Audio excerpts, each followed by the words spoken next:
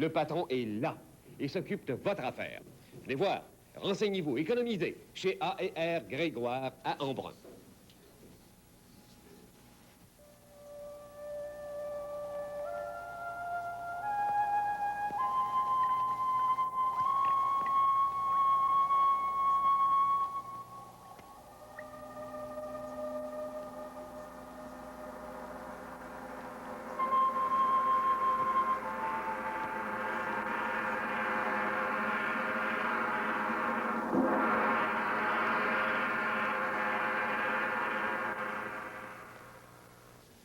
Du vrai gaspillage, 12 boîtes de cartouches, puis tout ce que j'ai attrapé, c'est un bon rhume et une branche de boulot en plein front. J'ai rien pris, mais qu'est-ce que je vais attraper en rentrant? 2 heures à convaincre Thérèse que j'ai vraiment chassé. Du vrai gaspillage. Ça me fait penser à ma sœur, la petite dernière. Une vraie beauté, ma sœur avec un golet. Du vrai gaspillage.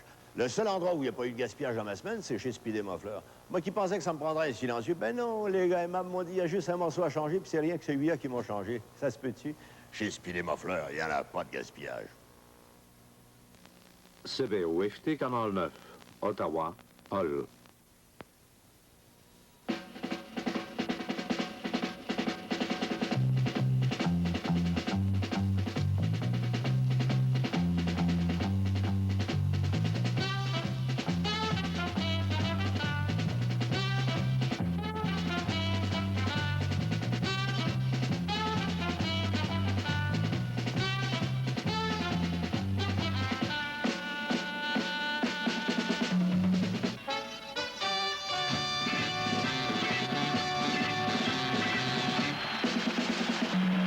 Ce match de baseball vous est présenté par la brasserie O'Keeffe Limitée, brasseur des bières O'Keeffe et Carlsberg.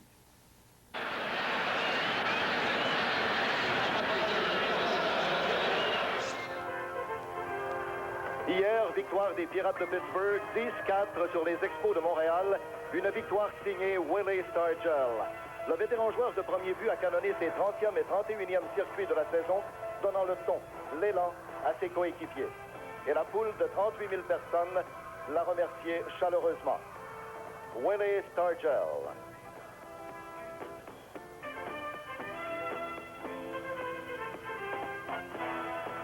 Suite au match d'hier, le classement se lit comme suit. Dans l'Est, Pittsburgh a une priorité d'un demi-match sur Montréal, alors que dans l'Ouest, Cincinnati détient un match et demi d'avance sur Houston. Dans l'américaine, les champions sont déjà connus, Baltimore et Californie.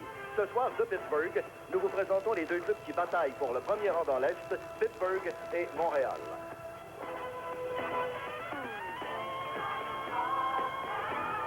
Bonsoir, mesdames, mesdemoiselles, messieurs. Ici Guy Ferron, accompagné de Jean-Pierre Roy et de toute une équipe pour vous présenter ce match extrêmement important. Important d'abord parce que la saison achève et qu'il reste très peu de rencontres. Si l'on regarde un tableau, du côté de Pittsburgh, on voit qu'il reste 5 matchs à disputer. Ce soir contre Montréal, demain contre Saint-Louis et au cours du week-end les Cubs de Chicago. Côté de Montréal, ce soir Pittsburgh, demain un double contre Atlanta. Et vendredi, samedi et dimanche contre les Phillies de Philadelphie. Ces rencontres sont importantes au point que Radio-Canada télévisera les matchs de vendredi et samedi. Et s'il y a possibilité que le match de dimanche soit important pour Montréal, il sera également télévisé. S'il y avait égalité, le 1er octobre, également à la télévision. Jean-Pierre, une fin de saison absolument éblouissante. Oui, une fin de saison qui commande beaucoup d'attention de la part des Pirates de Pittsburgh, aussi bien que des Expos de Montréal. Pour les Pirates, ils doivent tout de même affronter les Cubs de Chicago qui ont 2 joueurs qui tentent d'enrichir leur statistique, Kingman et Bruce Sutter, comme lanceur et l'autre comme frappeur, évidemment.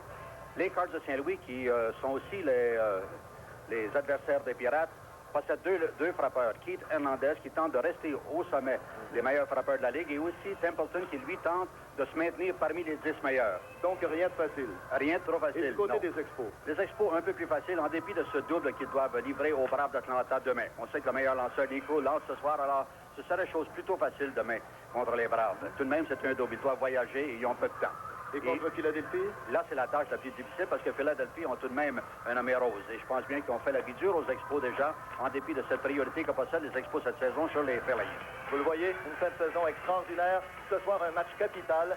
Et nous espérons qu'il sera bon, qu'il saura vous plaire. Ce reportage de baseball entre les Expos de Montréal et les Pirates de Pittsburgh vous parvient du Twin River Stadium de Pittsburgh.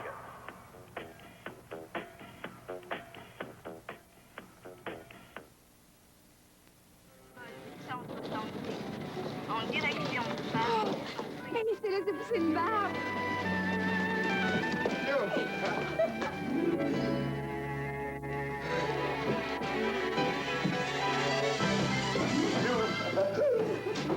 Je suis content de revenir. Tu l'as trompé.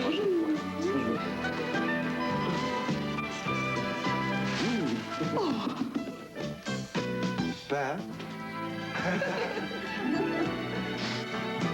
Ah, c'était plaisant de voyager. Bon sang, ça fait du bien de revenir chez nous. De retrouver sa bière, prendre une bonne hauquille avec vous autres. C'est celle qui se prend en douceur. Quand c'est la hauquille qu'on préfère, c'est comme s'il n'y avait pas d'autre bière. Battez-vous donc une hauquille. Hauquille, ça se prend en douceur. C'est celle qui se prend en douceur. Alors, Jean-Pierre, s'il y avait des points importants à surveiller ou à souligner, quels seraient-ils? Eh bien, si nous nous plaçons à la place de Rogers, cependant, il faudra que Rogers soit son meilleur ce soir s'il va avoir du succès contre les Pirates. Et la raison est la suivante, c'est que Moreno, d'abord, doit être... on doit lui porter beaucoup d'attention étant donné sa rapidité. Alors, hier, il a obtenu 2 coups sûrs, mais c'était la première fois en 29 présences où Moreno pouvait atteindre le premier. Alors, c'est un point culminant et c'est un point prédominant dans la pensée, dans la planification de Rogers. Et aussi, si la situation le demande, il faudra qu'il contourne le fameux Stargell, ce frappeur de puissance qui a réellement le vent dans les voiles présentement. Et puis, ce soir, on remarquera dans la formation des Expos que Scott joue au 2e but. Et c'est à cause de la présence de Rogers au monticule qui lance une balle tombante et qui force les frappeurs, évidemment, à frapper au sol. Du côté de Keyson, le lanceur des Pirates, lui, eh bien, il n'a pas tellement à surveiller, excepté lancer à sa manière habituelle, étant donné qu'il est très efficace en septembre. Avant 1979, d'abord, il a 40 victoires contre 17 défaites à Pittsburgh même, dans ses confins du stade Trois-Rivières. Et puis, il a 20 victoires et 6 défaites de carrière en septembre. C'est donc dire que les Expos auront quelque chose à surveiller en plus de cette balle tombante, la glissante et un décochement embêtant pour les frappeurs. Il y a un geste très distrayant pour les droitiers surtout.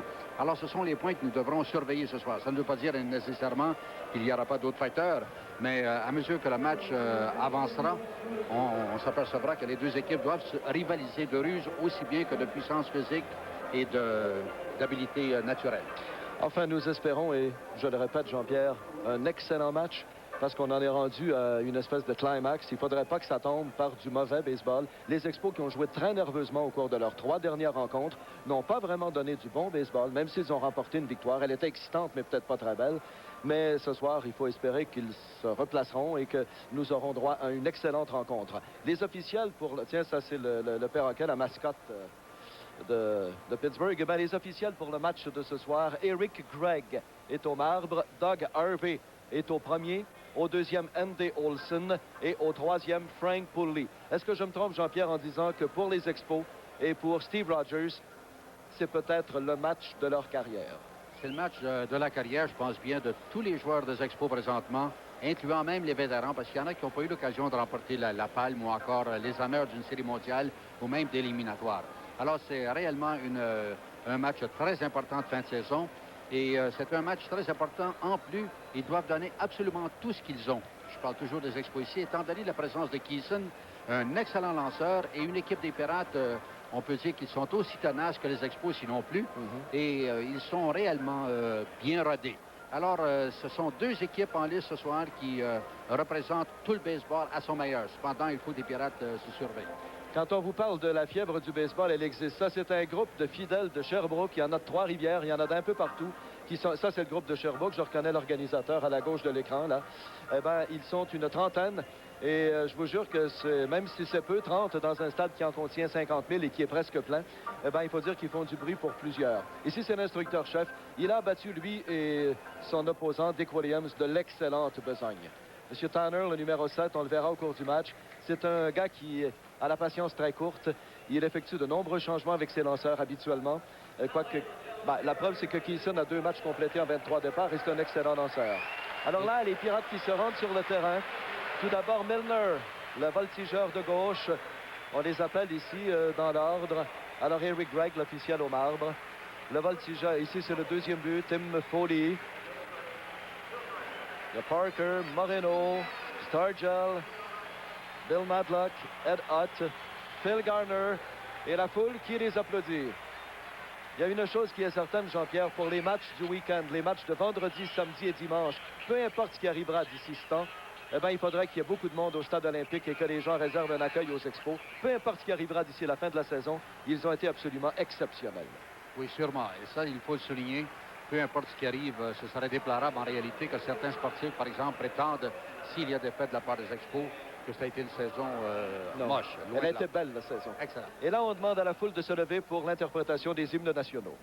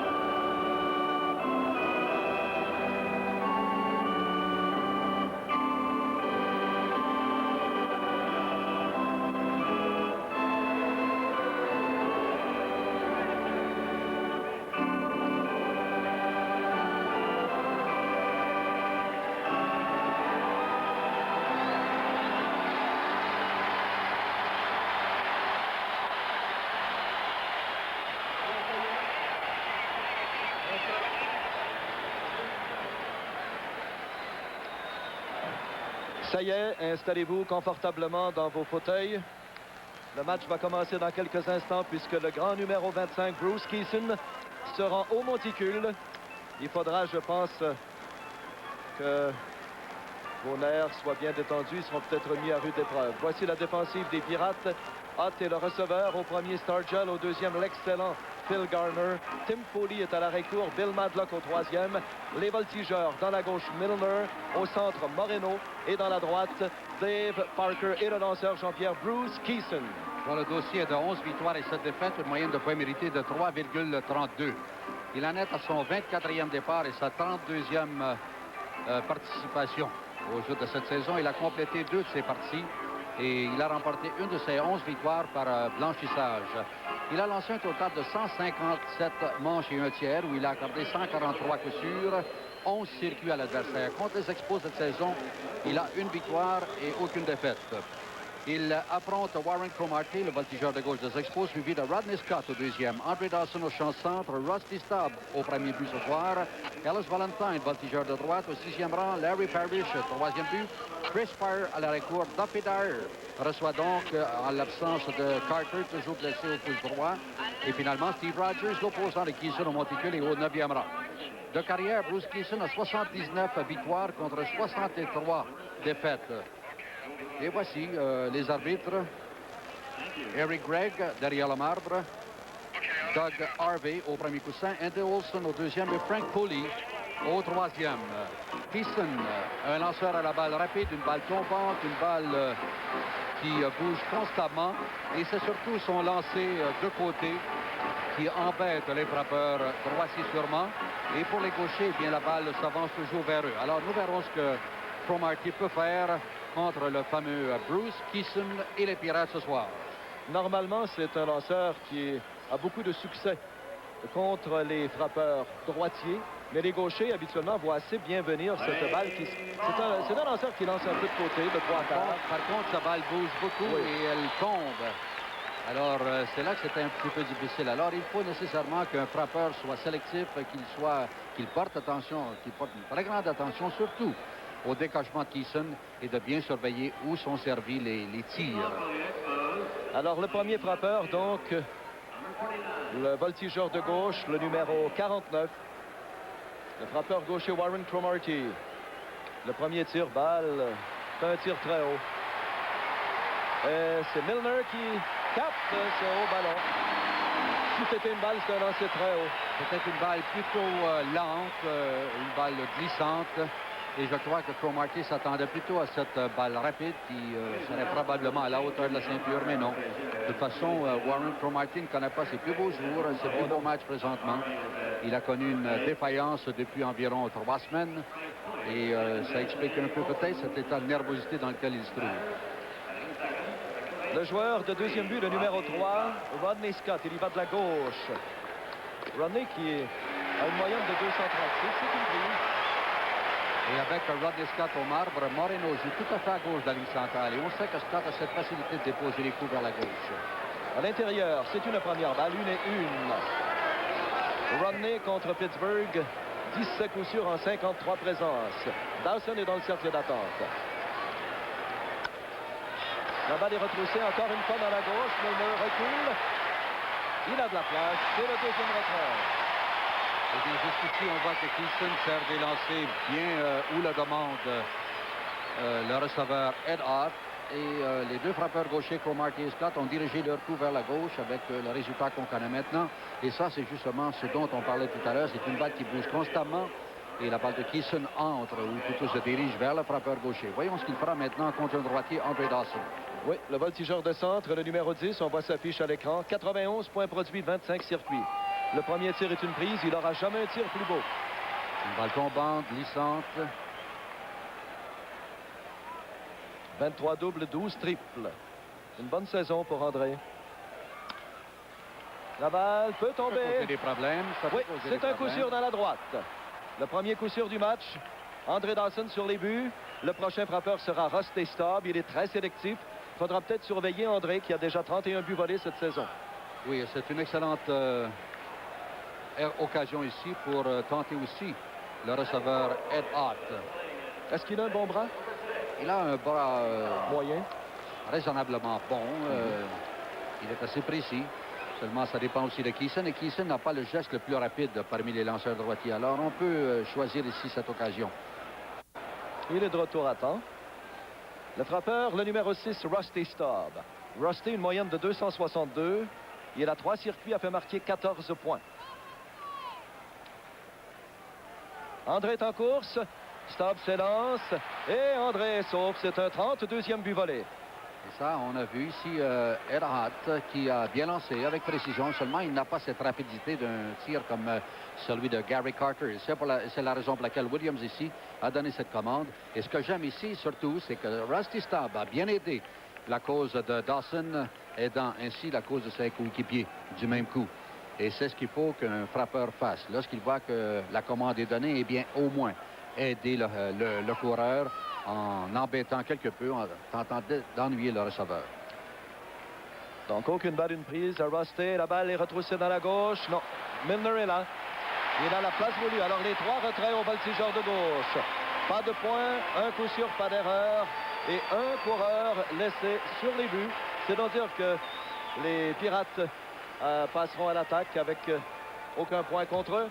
Et nous verrons dans l'ordre Moreno, Foley et Dave Parker.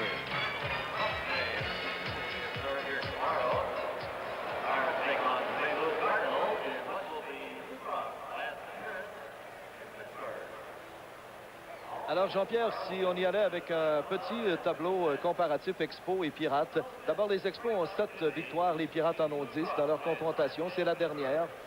La moyenne des Expos est de 244 comparativement à 283.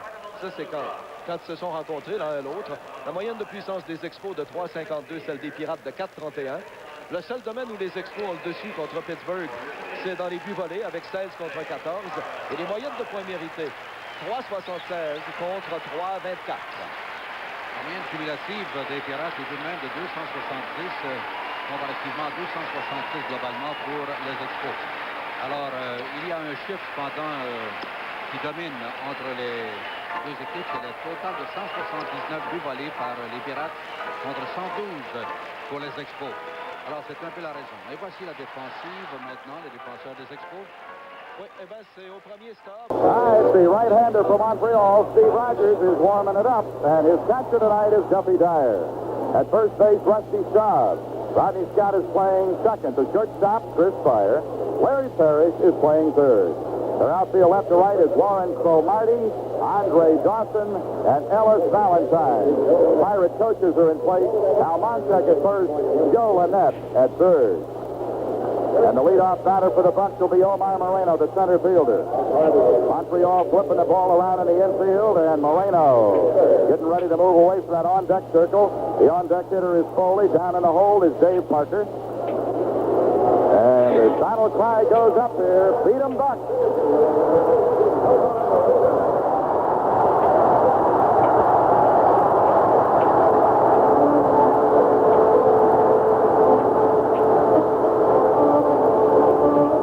Moreno is 2 for 14 with an RBI in this series. And he's batting .280 for the year with 8 homers and 67 runs batted in. Rogers' first pitch. Swung on, bounced foul down the right side, skipped up into the lower boxes, and it's strike one.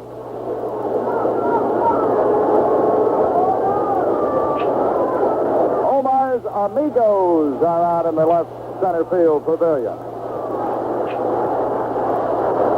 Here's the pitch. Swinging and a line drive, right center, base hit. The Antelope starts it off. Base hit for Moreno. Last night may have triggered him out of that slump. What a difference he can make when he gets on. So Moreno leads it off with a solid line drive single over a leaping second baseman, Rodney Scott. Foley will be the batter, 5 for 14 in the series with 3 runs batted in. And he's digging and playing shortstop. Foley batting .280 for the year, 1 homer, 58 runs batted in. Just one of several reasons why this ball club has solidified in '79. Moreno edging at first. Now the pitcher stepped away. By the way Moreno reacted when he stepped away, he almost had the feeling he was going to be running. Staub holding against him. He's got a big lead. Now he steps away again. If Omar can maybe just split the concentration of Rogers a little bit, get something going in a hurry. Moreno on with a leadoff single. Rogers gets the sign, stretches to the belt, looks back, throws over, does not get a diving Moreno at first base.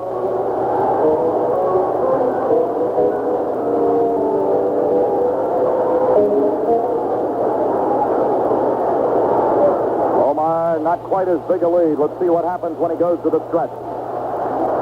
Another step out under the carpet he goes. To look over the shoulder by Rogers. Throw to first. Runner back. A throw down on the bag might have been touch and go. Fortunately for Omar, the throw was up around the letters on Staub. Dave Parker has moved to the on-deck circle. The Isles are still busy here. Coming in to cheer on the Pirates. See if they can get into that game-and-a-half lead over Montreal with a win here tonight. The check of Moreno.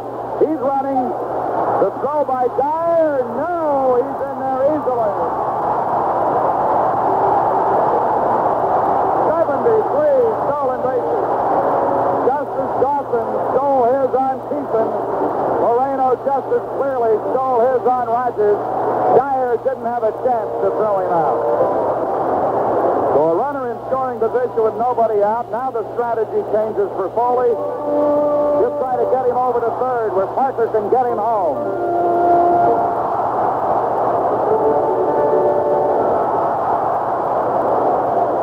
No balls and a strike to Tim Foley. Stands right up on top of the plate, about 6 inches up on the bat handle. Rogers at the belt looking back. Pitch on the way, squares away to bunt. Oh, that ball came right through and jarred him, and he fell over on his back. Umpire looking at the ball, going to throw it out of the game. Squared away to bunt, missed the... Just got enough of it and then came right off, ricocheted into him, and it's foul, strike 2. He's going to regroup a little before he steps up in there. Let's see if the bunt is still on with a 2-strike count.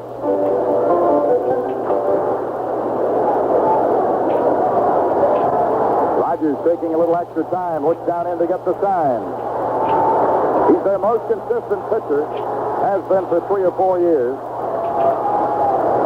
Long look back, 0-2 pitch. Gets away. They'll get Laredo to third.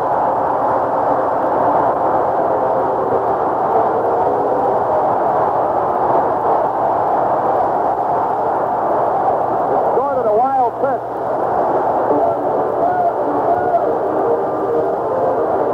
So now we've got a runner in. Good spot for Foley here. 1 ball, 2 strikes. The outfield's going to come up a little bit. They play him a little shallower here with a runner at third. Right fielder plays him a little toward the line, giving Foley a big hole in right center. The center fielder skated just a bit to left center, and the left fielder's playing him straight away. Infield up all the way. A bouncer up the middle. Pirates lead 1-0.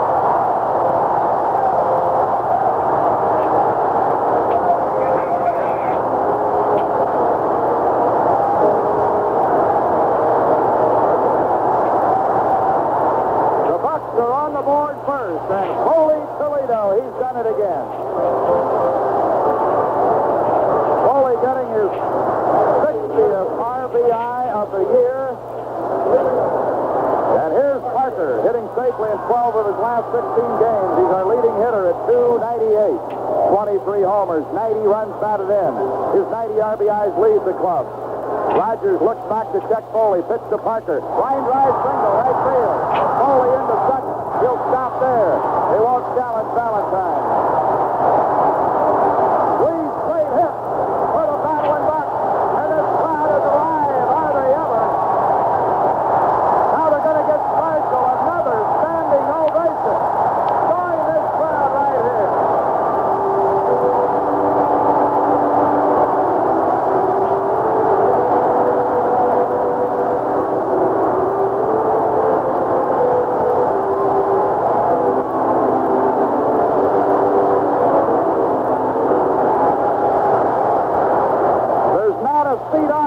Because everybody's standing. There might even be a damp eye or two. And who could blame them? Boy, another ovation like that for Stigel, who got a fabulous round of applause when he got his big trophy before the game as the most popular Pirate. Here's the pitch to him. It's way up high, ball 1. Stigel hitting .289 for the year, leads us in homers with 31, has 78 runs batted in. 1-0 Pirates opening inning. 3 straight hits off Rogers. Their bullpen is already working. Here's the pitch. Off speed, strike call. Floats it over the outside corner under the letters. 1 ball, 1 strike. Can't go as long now as you would a week ago, 2 weeks ago, a month ago. They've got to have their bullpen warming. Here's the 1-1. A bouncer foul to the right side. Stanley Bonson warming up for Montreal down that right side. Bonson, who's been through it before, he's been with some fine ball clubs before joining this Montreal club that molded into a pennant contender in '79. So he's Dick Williams' long man tonight, and he is up throwing hard already. Tim Foley is at second base. His single drove in Moreno. Parker's at first with a base hit. Look back, delivering way outside. Trailing fastball, and it's 2-2. So the Bucks scratch first. In the 17 games played with Montreal. The Bucks have won 10, lost 7. We're 4-4 at home with the Expos. We did very well against them in their backyard. Beat them 6 out of 9 at the Big O. Here's the pitch. Look out, almost unbuckled his belt.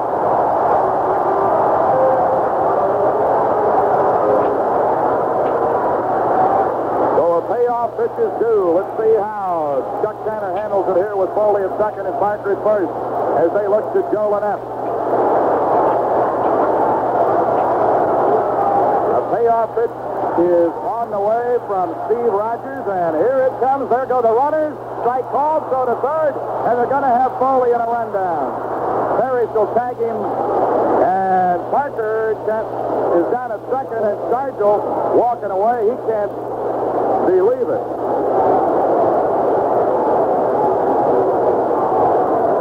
So it's a double play in an unusual way. Sargent was called out on strike.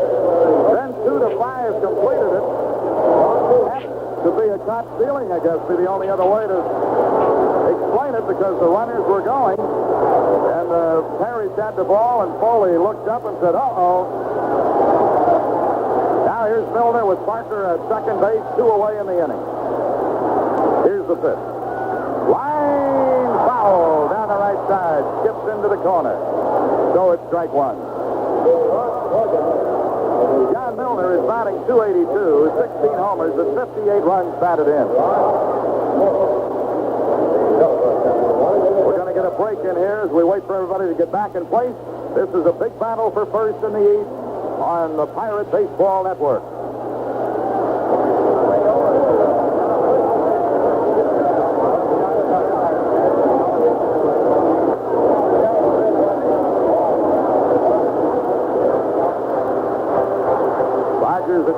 Giving the rosin bag another little tap. Now he's up on the hill and ready.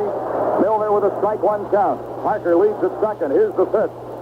Down low. 1 ball, 1 strike.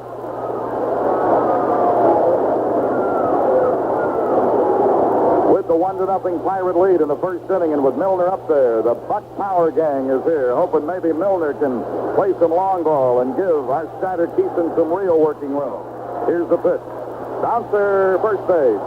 Staub will come to the bag himself. Milner is out, and so are the Bucks, and that'll do it in the opening inning. Pirates get on the board with 1 run and 3 straight hits. Double play puts the damper on a big inning. No errors and 1 man left. So we have played an inning. Exciting battle in Buck baseball for you, and we hope wherever you are, whatever you're doing, Milo Hamilton and Lanny Pizzeri with the story. And after 1 inning, it's Pittsburgh 1, Montreal 0.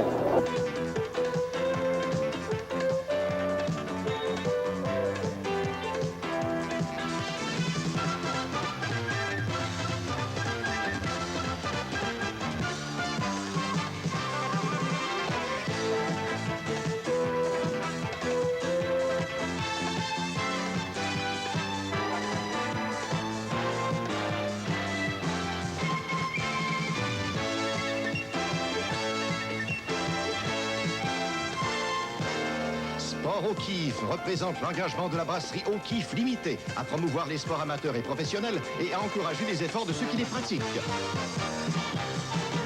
Une présence active dans un monde de plus en plus sportif, Sport O'Keefe.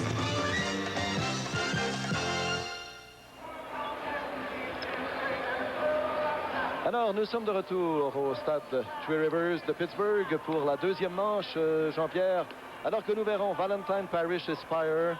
Et on voit un monsieur Tanner qui, lui, fait les 100 pas dans l'abri. Keeson with a 1-0 lead in the second inning. We'll be looking at Valentine, Parrish, and Spire in an afternoon game at Chicago.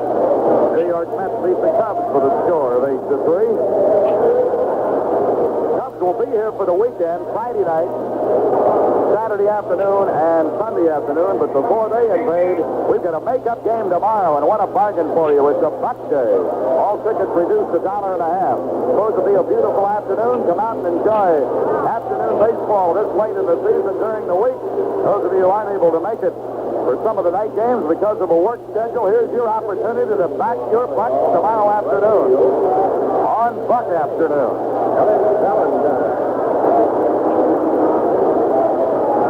Ellis Valentine, 3 for 12 in the series with 2 RBIs. Leading it off in the second against Keeson. He's batting .281. Here's the pitch. Swing and a foul. Valentine with 21 homers and 82 runs batted in.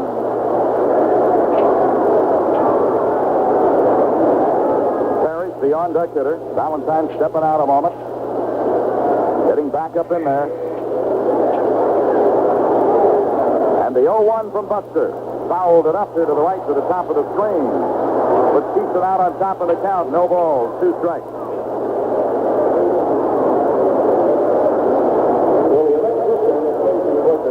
Our old buddy Justin Horan's taking so much heat because there aren't any banners downtown. He ought to get all the banners here at the park and take them over to the Golden Triangle. Wouldn't that be a nice decoration? And they'd deserve it, wouldn't they? They bring those things here every night. Add so much to the park. Here's the 0-2 pitch. Smash to deep short. Backhand. Throw. It'll be in time. Ball throws. Scooped out of the dirt by Starkey. Fantastic on both ends. A great play into the hole by Foley. A good scoop of a low throw out of the dirt by Starkey. Valentine runs well for a big guy. Foley knew he had to unload in a hurry. Threw it into the dirt. That little short hop, and Starkey came right up with it. Good defense on both ends. Larry Parrish with an 8-game hitting streak. 4 for 11 in the series. There is a high pop right side. Geiner's play to make in shallow right, and it's 2 away. So Parrish, their big home run threat, with 30 and 82 RBIs. Their leading hitter at 311 pops up on the first offering to him here in the second inning. That'll make up the shortstop. Chris Meyer, hitless in 4 at-bats in the series. Against the league, hitting .218. 6 homers, 24 runs batted in.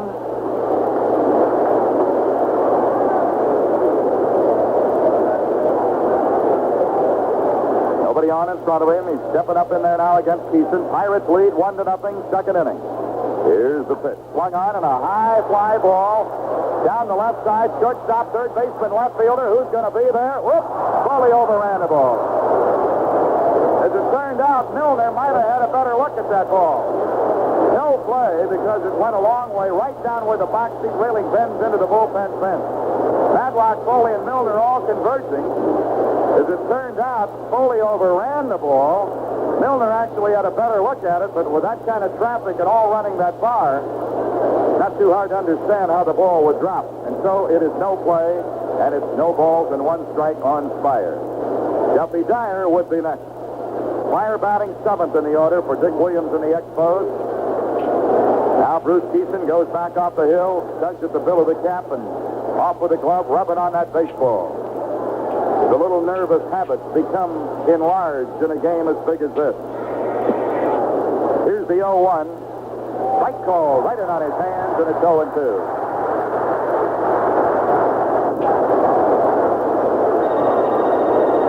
Valentine thrown out by Foley. Parrish popped up to Geiner. Here's the 0-2.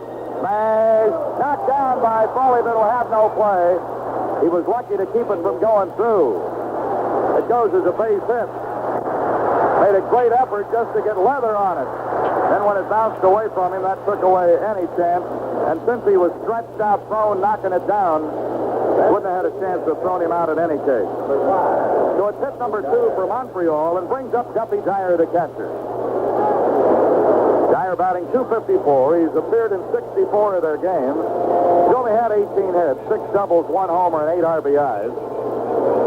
.254 against the league, and in this series, he's hurt it. 3 for 5 with 2 runs batted in. And the pitch to him out of the stretch, a swing and a miss from Keeson.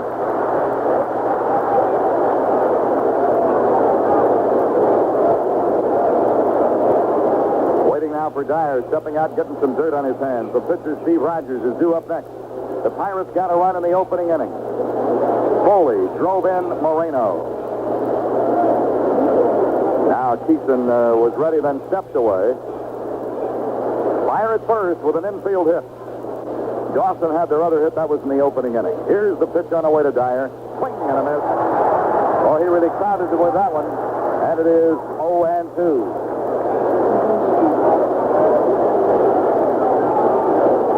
So Duffy Dyer played on a winner at New York with the Mets. Played on some exciting talented clubs right here at Three Rivers with the Bucks. His first year as an Expo. Here's the pitch. Swing and a miss. Struck him out. So Dyer strikes out to become Keeson's first strikeout victim of the night. No runs, 1 hit, no errors, 1 left. We played an inning and a half. Pittsburgh Pirates 1, Montreal Expos 0.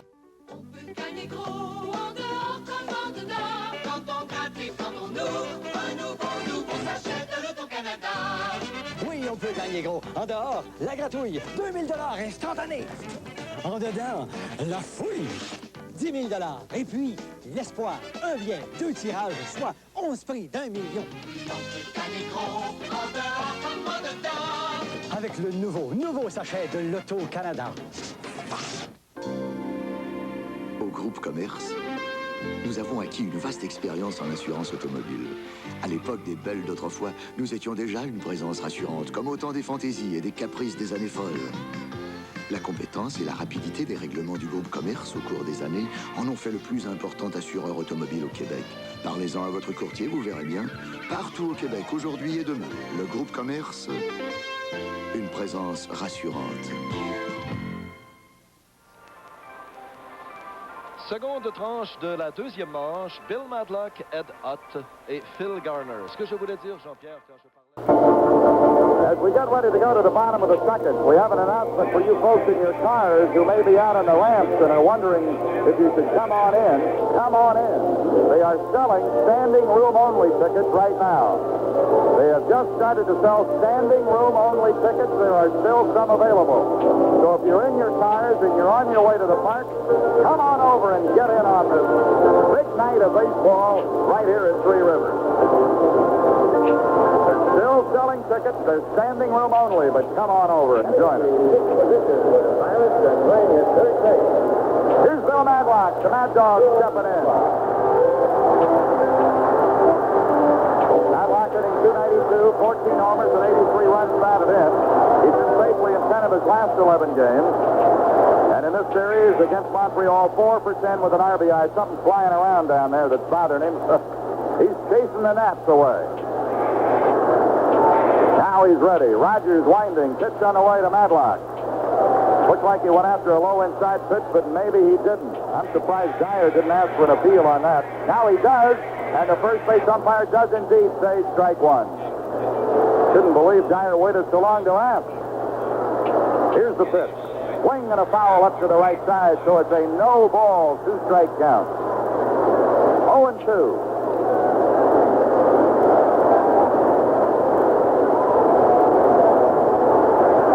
Out in front on the count, no balls and 2 strikes. And here's the pitch. Smashed to the ground, fair ball. Down toward the left field corner. Madlock will dig. He's headed for second. He's going to have to hit the dirt. Sliding with a hustling double.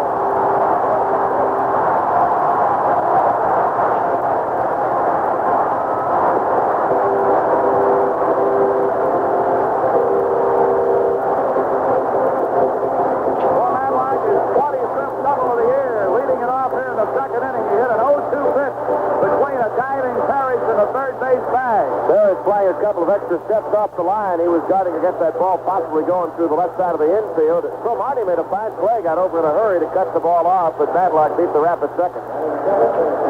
Here is Ed Hutt, one of the heroes last night when he drove in 3 runs. He was 2 for 4 to get those 3 RBIs. He's batting .272, 7 homers, a career-high 49 ribbies. Buck's trying to get more here on Rogers. Pirates leading 1-0, going against the grain, but the runner got back. Oh, he made it close. Myers snuck in behind. Instead of making the whirling derby throw, turning and throwing against that natural motion, if you can do that, it saves some time, and he made it very close, but Mad Dog was back in time. Still no count to Ed Hutt.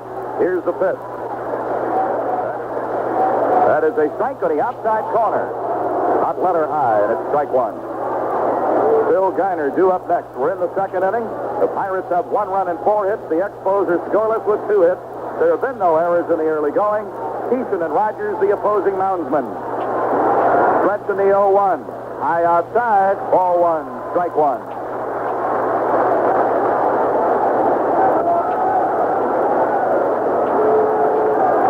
Madlock leading away at second base again. Duffy Dyer drops the finger. Steve Rogers takes one off. Now he has the one he likes. He took so long, Ed Ott stepped out on him. It can get to be a battle of nerves this time of the year, especially when the game is so big. A ball and a strike and a pitch on the way. Look out, twists him around on his shoulder. 2 balls and a strike. With the 2 pitchers going here tonight, you can't dig in. You got to be loose up there. They'll give you a barber job with no lather.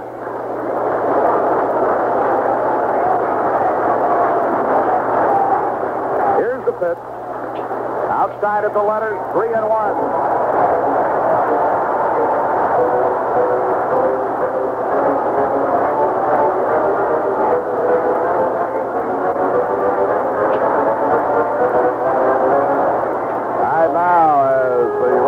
Takes a little extra time. Madlock takes his lead. Now the 3-1 to Ed Ott. Swing and a miss, and it's 3-2. Payoff due on catcher Ed Ott. Batting 7th on the Chuck Tanner card here tonight. Garner due up next.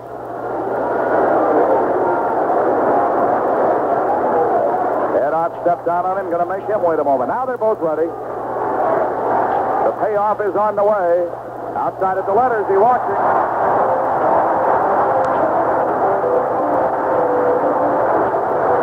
First walk given up by Rogers to go with 1 strikeout.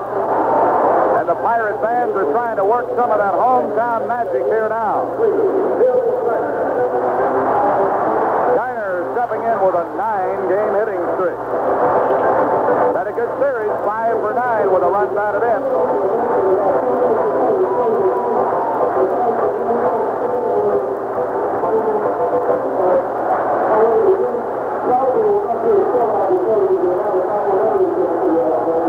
Garner batting .291 with 10 homers and 54 runs batted in. Here's the pitch. A ball just inside under the letters makes it 1-0. The pitcher, Bruce Keeson, is due up next. Pirates have put 2 men on. There's nobody out. Madlock opened the inning with a double into the left field corner. Ott has just walked. Now it's a 1-0 count on second baseman Phil Garner. And the Montreal bullpen is busy again. Rogers to the belt. Checks Madlock. Delivers to Garner. A smash to short. That's a double play ball. Second and on to first, and it is a double play, and Madlock moves over to third. As he goes Spire to Scott to stop for the double play. They're second in as many innings. And that'll bring up the pitcher, Bruce Keeson. Keeson with his fastest year.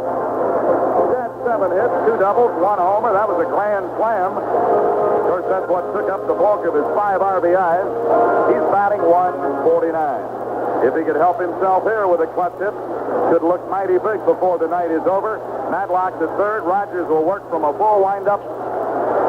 And Steve Rogers ready to work on his mound opponent, Bruce Keeson. Winding and delivering. Way outside. 1 ball, no strike. Omar Moreno, who started the first inning with a single, stole second and scored on a Foley single, is on deck.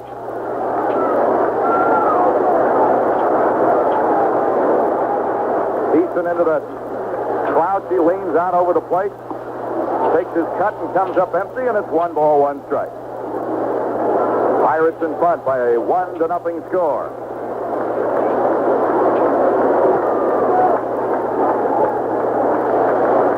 Rogers glances to third, checking Madlock, now winding, 1-1 to Keeson. Fly ball, left field. Left fielder will move back about 8 or 10 steps. Cromartie's there. That will do it in the Pirates' second inning. Had something going with a double and a walk to start it, but for the second inning in a row, the double play has been the equalizer. So the Bucks do not score. 1 hit, no errors, double play, a walk, and Madlock was stranded at third. So after 2 complete innings, in the finale of a very, very big series between these 2 evenly balanced clubs, it's the Pirates 1 and Montreal 0.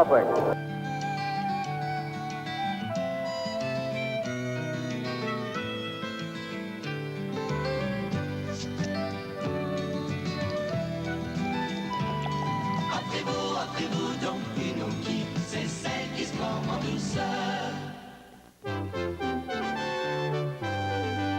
C'est nous tous qui élisons les membres de l'Assemblée nationale et c'est important d'exercer votre droit de vote.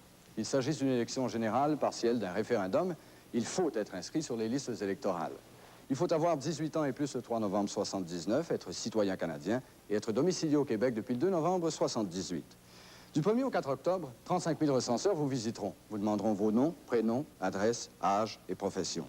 Soyez là pour les accueillir. Troisième manche, Steve Rogers, Warren Cromartie, Rodney Scott affronteront Bruce Keeson. Keeson qui, en 2 manches, a donné 2 simples. Le premier à André Dawson, le deuxième à Chris Spire. Bruce Keeson still with the 1-0 lead. We'll look at his bound opponent, Steve Rogers, to start off the third. Up to the top then was Warren Cromartie and Rodney Scott.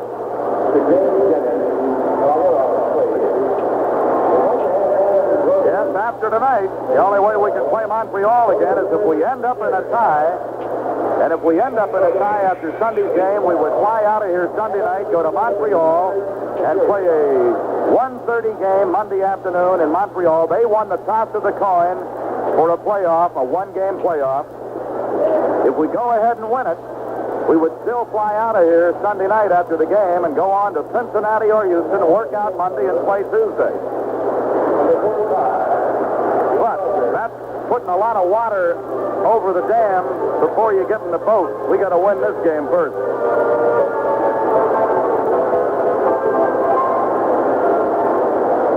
Rogers hitting 147. He's driven in a couple of runs this year. Had 11 hits, 2 doubles. Stands right up in front in the batter's box. Takes a strike across the letters 0-1.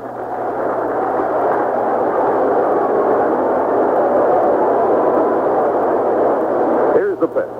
Fouled off up to the right side into the mezzanine, and it's strike 2 on Rogers. Another great show of support here tonight. A great crowd to see the Bucks.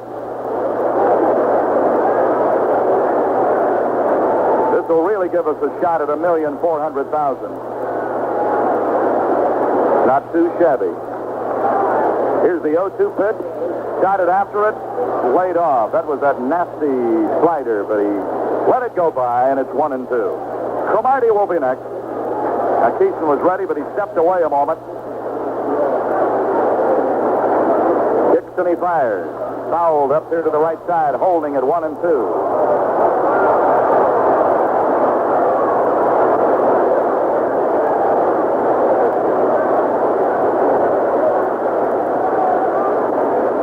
Ed Ott dropping back down in to give the sign. Rogers leading off in the Montreal third. Pirates in front, 1-0. Got a run in the first inning. Swing and a miss, struck him out. Broke off a good start-breaking pitch. Records his second straight strikeout and second of the early going of this game. Up to the top now with the left fielder, Warren Cromartie. Cromartie started the game by flying out to Milner in left. John McHale, the longtime baseball executive with the Detroit Tigers, the Braves, and ever since the Montreal franchise started, is here tonight, of course, watching his club. And they're carrying our game down in West Palm Beach tonight. There is a ball where Patty McHale, an old friend of many, many years gone by, is listening to our game.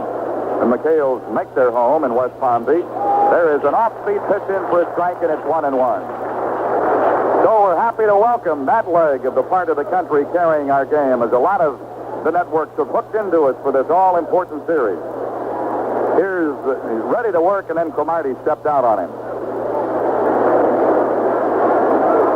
A ball and a strike.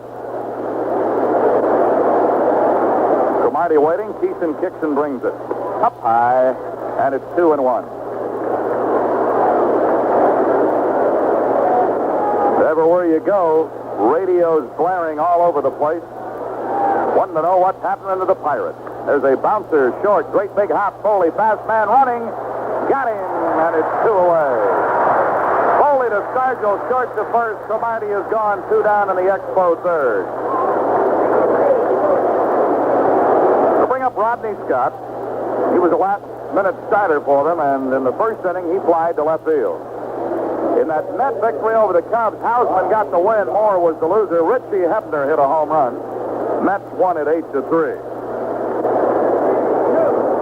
after tonight, we'll have 4 games remaining. 1 with the Cardinals, 3 with the Cubs, all here at home. Strike down the middle from Thiessen. Strike called to Scott. 236 average for this utility infielder. There is a ball low inside. Now, utility may not be a fair term because he played so many games at second, but he's also been playing a lot of shortstop lately. In fact, he played short early in this series. He's playing second base tonight. 1 ball, 1 strike. They play him as an off-field hitter. Milner way over near the line. Moreno over into left center. They're giving him a big hole in right center. Outside a ball, you could march a division right through right center. Fans, bugle corps, and everybody. There's a high foul up to the left side. 2-2 to Scott. Andre Dawson, who has one of their 2 hits, is the on-deck hitter. Pirates have 1 run, 4 hits. The Expos are scoreless with 2 hits. Nobody's made an error in the game.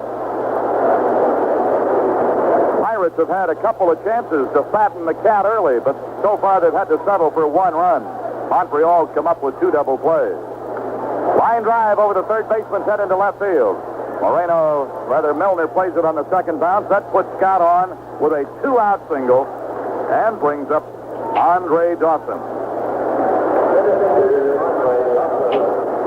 Dawson had a base hit in the first and promptly stole second.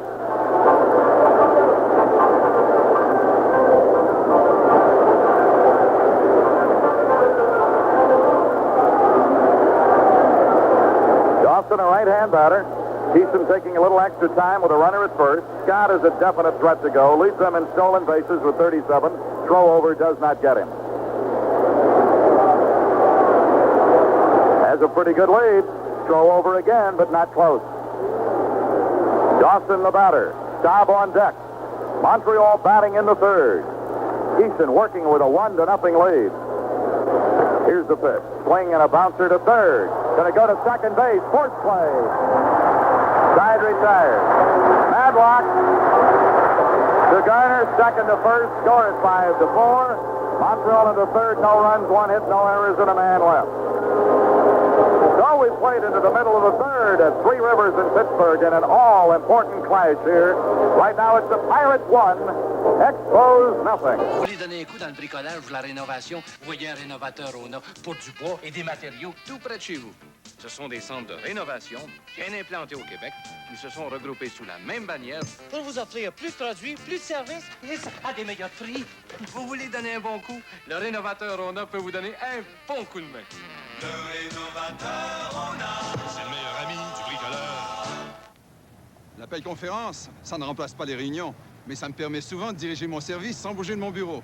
Je connais mieux les gérants de vente des autres régions, et les gars d'en haut nous consultent plus souvent. C'est important. Avec l'appel conférence, tout le monde sait ce qui se passe dans mon service, toutes les semaines. Comme avocate, je gagne un temps fou en évitant les déplacements inutiles. Consulter, informer et prendre des décisions rapides. Ça sert à ça, l'appel conférence. L'appel conférence. Qu'en dites-vous?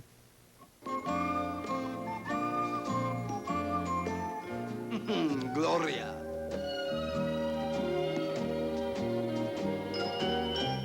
Aha. Gloria? Moving to the home half of the third at Three Rivers. The top of the Pirate order is due. Moreno, Foley, and Parker. Right-hander Steve Rogers came out a little late, so he's got some more warm-up tosses coming.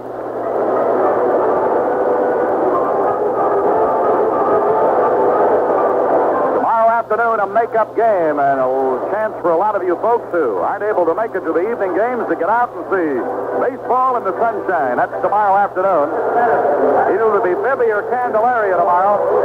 Here's Omar Moreno. Started the first inning with a single, stole second, got to third in a wild pitch, and scored on a Foley single.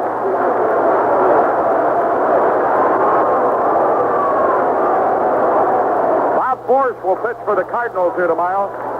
Candyman will go if he can, otherwise it'll be Bibby. The pitch to Omar. Swing, and he missed. And it's strike 1. Ball game in the bottom of the third. Foley on deck off to the right side. Bucks trying to add to a 1-0 lead as they bat here in the third inning against Rogers. Parrish up in front of the bag at third. Here's the pitch. A chopper foul. Staub came over by the first base bag, but it was outside the line, 4 or 5 feet. Had that been fair, that might have been high enough to have jumped over Staub. But at any rate, it was foul, and the count is 0-2.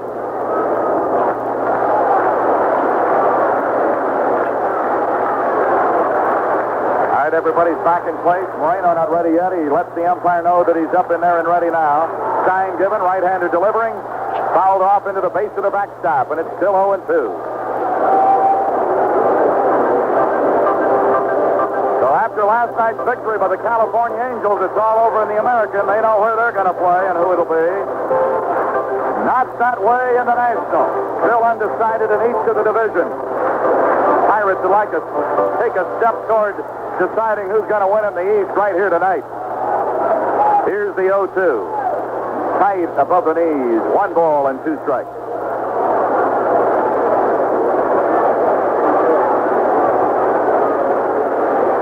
Moreno back up in there and waiting. Rogers leans over to get the sign from Dyer. And the 1-2 pitch. Swing and a miss. Struck him out. For Moreno fans, he becomes the second strikeout victim for Rogers in the game. And it'll bring up Foley, whose single drove in Moreno in the opening inning. Well, those 2 big games in the Western Division, Houston and Atlanta, no score in the second. Joe Negro against Phil Negro. And now San Diego has tied up the Reds 1-1 in the second. Dave Winfield hit his 33rd of the year in the second inning off Tom Seaver. All right, the pitch to Foley. Swings and bounces it foul between Joe Lynette and the third base bag.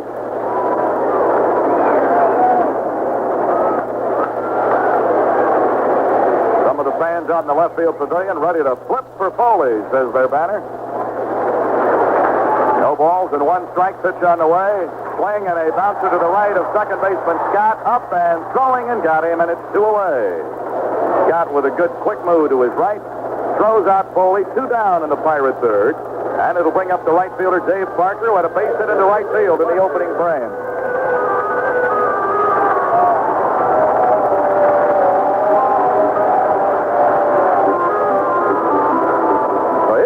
Parker, he might be taking a beat on Cobra country out there. See if he can double our pleasure here. It's 1-0 at the moment, Pittsburgh.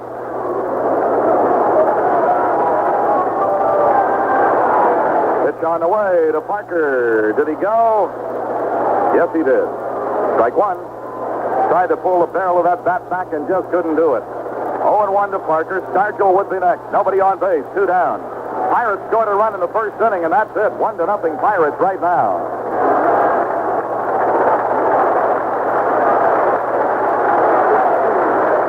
Rogers shook off a couple of times. Now he's ready. 0-1 on the way. Down low. Parker can get another double. It'll be his career single-season high in that department.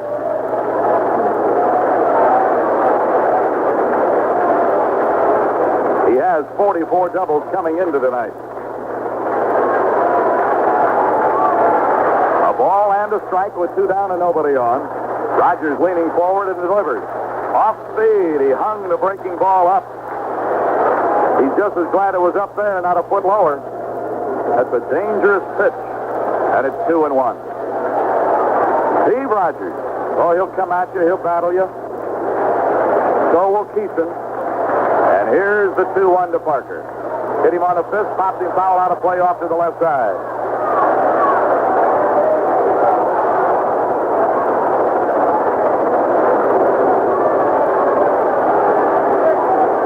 So the Pittsburgh Pirates and the Montreal Expos didn't turn out the way the predictors said it would be. It should have been the Pirates and Phillies battling to the wire.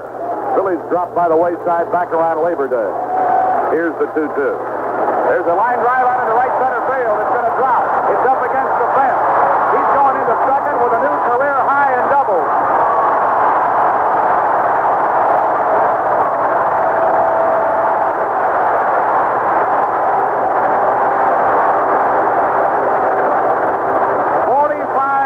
As the Cobra strikes again.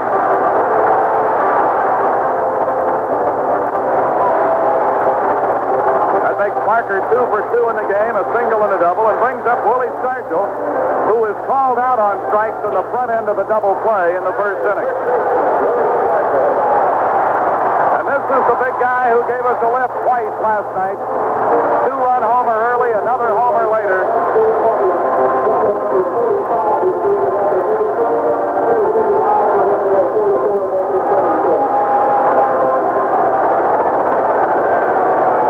Going out to talk to Rogers with Parker at second base and 2 down.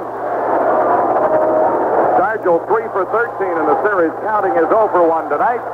And Milner has moved on deck. The big crowd getting vocal now. Outside with a curve. Started it way out there.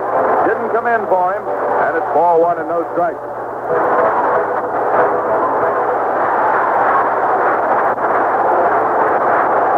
The ever-present chant of "Let's go Bucks" evident here. And the 1-0 way outside, ball 2.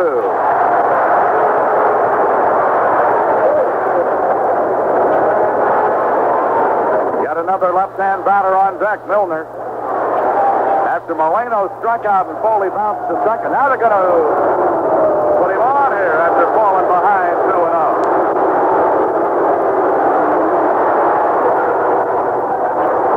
Intentional pass, the second walk given up by Rogers, the first of the 2 to be intentional.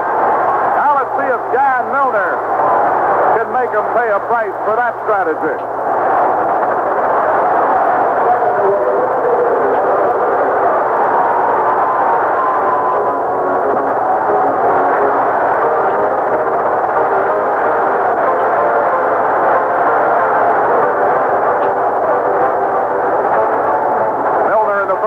Bounced out to the first baseman, Rusty Staub. Parker's at second, Stargell at first with 2 away. We've had some activity in every inning. Pirates in front in a 1-0 game. Rogers looks back, delivers to Milner. High on the shoulders, ball 1.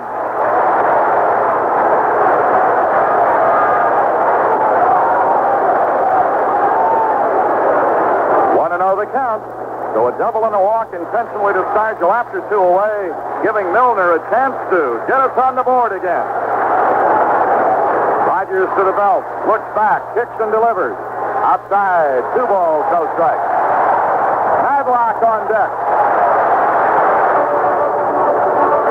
This crowd won't stay quiet for an instant. They're right on top of this game.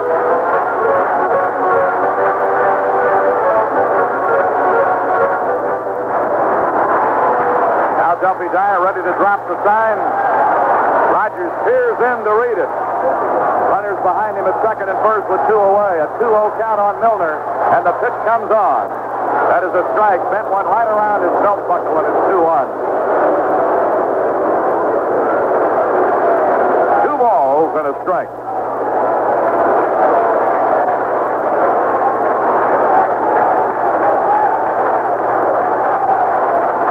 Left-hand batter against the right-hand pitcher.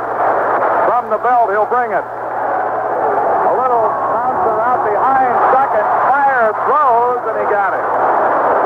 A little sinking line drive right behind second. Fire was right there to get it on the first bounce. As it bounced in the dirt behind second, throws out Milner, and the side has been retired. No runs, 1 hit, no errors, a walk. 2 left. Pirates have stranded 4 over the first 3, but with this lead, it's the Pirates 1, Montreal 0. Quand on choisit une bière, c'est Carlsberg qu'on préfère. La bière brassée chez nous pour être à notre goût. Carlsberg, c'est notre bière. Carlsberg, c'est bon. Le meilleur zénith de tous les temps, le système 3, est encore amélioré. L'image zénith la plus nette qui soit. Image plus nette. Le châssis tout modulaire conçu pour donner le zénith le plus fiable qui soit. Le plus fiable. Et voici, pour obtenir une meilleure sonorité, 4 haut-parleurs et même un centre de commande audio. Meilleur son. Le système 3 de Zénith. Système 3. Meilleur que jamais. Eh bien, ça, c'est le perroquet. Il n'est pas très drôle, pour rien vous cacher. Eh bien, les Phillies ont marqué 7 fois à la seconde tranche de la troisième manche. Ils mènent 7-1 après 4 manches complètes de jeu contre Saint-Louis. Et à Atlanta, les Braves ont marqué 2 fois à la deuxième manche.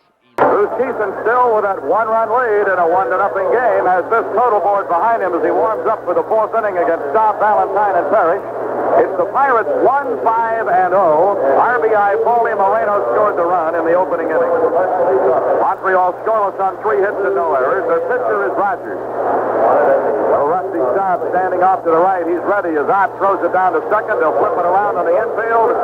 Staub will step in, and right behind him, here's Lambert. And a very pleasant good evening, everyone. Well, here it is. This ball game jam-packed to the rafters at Three Rivers Stadium in a 1-0 ball game. These two clubs have played so many 1 and 2 and 3-run games all year long. Now Rusty Staub leading off the fourth. Staub playing first base. Tony Perez not in the starting lineup. Dave Cash not in the starting lineup. Gary Carter not starting. Staub is 0 for 1 in the ball game. Here's the pitch from Keeson to start the fourth, and a strike in the inside corner. Staub had a notion. He kept the bat back, but it was in the strike zone. Ellis Valentine to follow. And then Larry Parrish. Staub batting .259 of the year. Takes the strike, and it's 0-2. First 2 innings, the Expos were doing a lot of first and second ball hitting. In the third, and now here at the start of the fourth, they've been taking a bit more. Staub back in the count 0-2. The pitch swung on and laced into center field, base hit. Omar Moreno over in right center bobbles the ball. Staub is heading for second. Here's the throw, and it is not in time. Rusty Staub is in safely at second base. It'll go as a single for Rusty Staub, and an error charged on Omar Moreno. First 3 games of this series, Pirates did not commit an error. The Expos committed 8. Here's right fielder Ellis Valentine. Line play by Foley and Stargell combining to get Valentine in the second. No score for Montreal. Pirates got a run in the first inning. Valentine batting .280 on the year. He has 21 home runs and 82 runs batted in.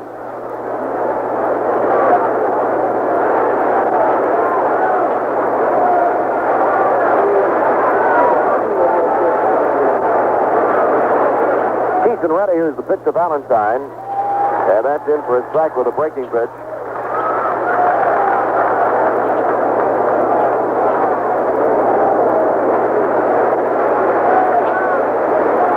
Nobody out on the top of the fourth. Keeson's 1 strike pitch swung on and fouled away. So the second straight hitter. Bruce has been out in front of 0-2.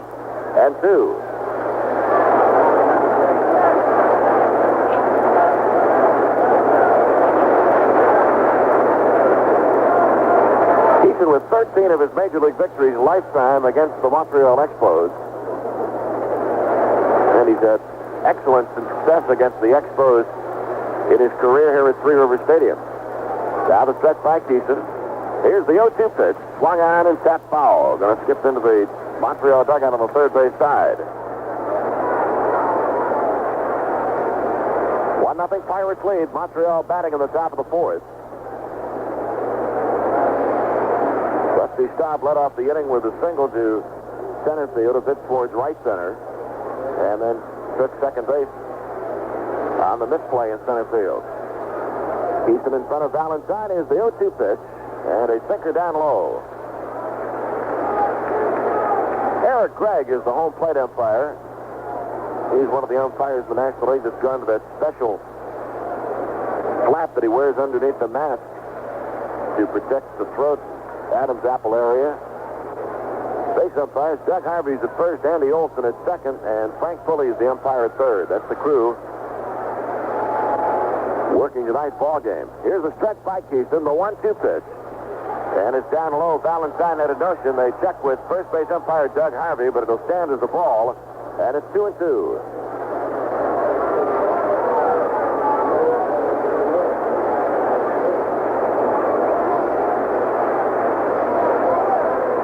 At second base, nobody out. Expos have had 1 hit in each of the first 4 innings. Pirates leading 1-0. Now the 2-2 pitch. Valentine swings and fouls it off the end of the bat, rolling back to the screen, so the count remains at 2-2. Atlanta leading Houston 2-0 in the third in Atlanta, Georgia. So the Braves have gotten Phil Niekro at 2-0 advantage against Joe Niekro in the Astros. San Diego, Cincinnati tied 1-1 in the third at Riverfront. Randy Jones against Tom Seaver.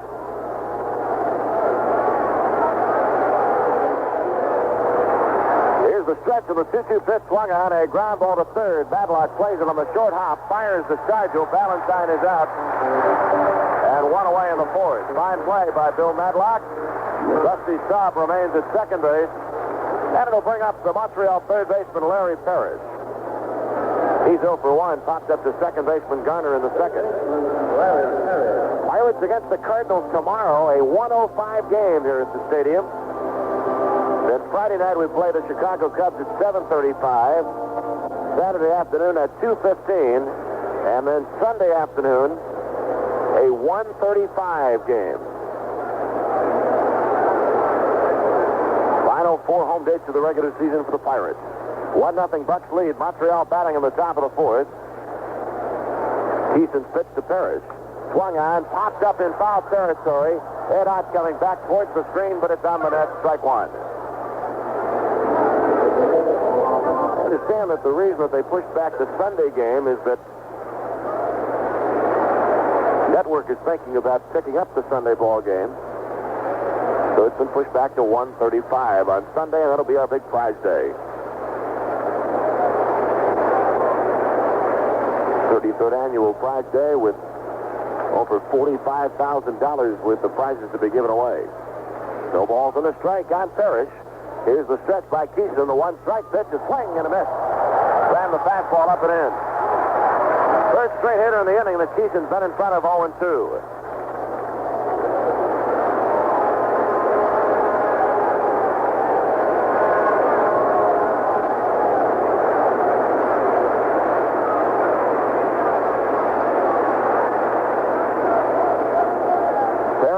Stop at second base, one down. Now the stretch by Keeston. The 0-2 pitch swung on a half onto the shortstop Foley. He's going to go to first base to Stargell. Parrish is out and Staub moves to third. Foley tips the shirt out at first base as Staub moves up to third on the play, 2 away. And it'll bring up shortstop Chris Spire. Spire with an infield single in the second. And he'll step in with a .221 batting average.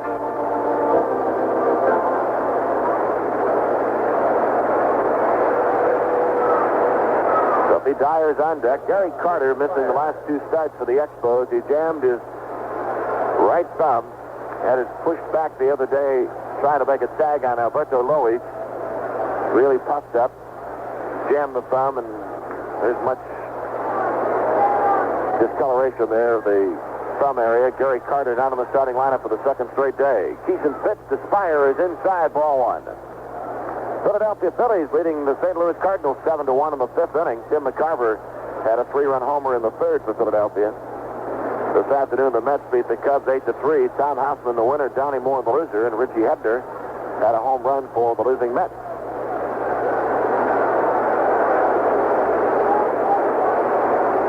Foley and Madlock got together on the left side of the Pirate infield. Ed Ott went out to talk to Keeson. Now everybody back in place. Stop at third, 2 out. Here's the 1-0 pitch to Spire. Swing and a miss, and it's 1-1. Pirates leading 1-0 as the Bucks got the run in the first inning. RBI single by Tim Foley. Knocked in Omar Moreno.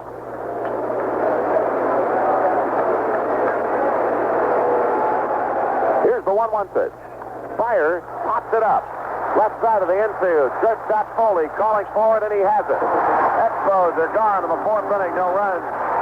1 hit, 1 Pirate error, and after 3.5 innings to play, Pirates 1 and the Expos nothing. Il y a un moyen bien simple de mettre de l'argent de côté. C'est d'acheter des obligations d'épargne du Canada par le mode d'épargne sur le salaire. À chaque paye, on retient une petite somme.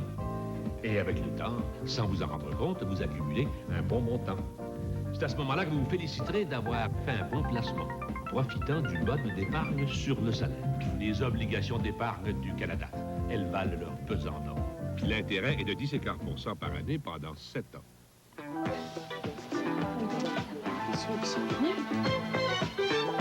Merci. C'est une soirée qui commence. Ben oui.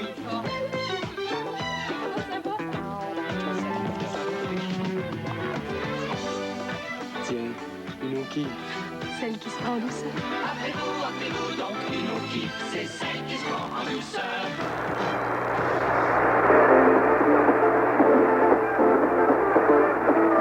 Getting ready. Bottom of the fourth inning coming up.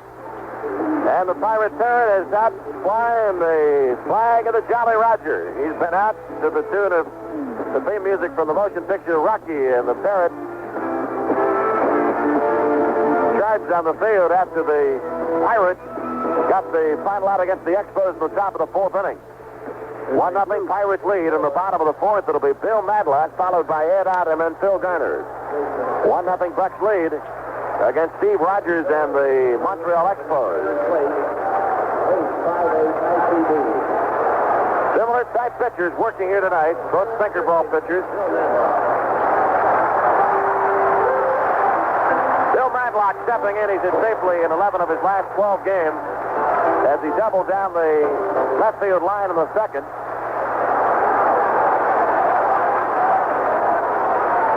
Here's Rogers' first pitch to Madlock, and that's in for a strike.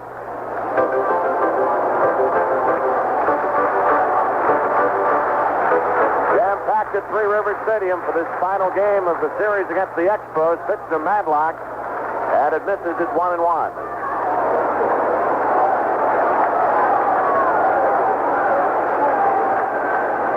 Rogers, the 1-1 pitch, swung on, line to left field, base hit.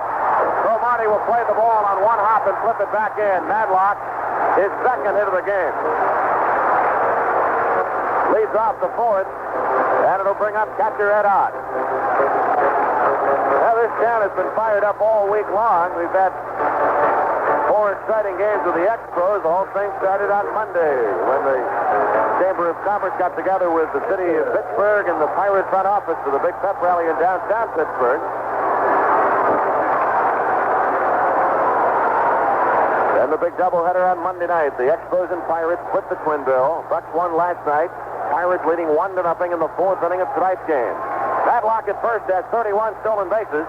Here's the stretch by Rogers, and the pitch to Ott is a strike on the outside corner. Ott walked his first time up.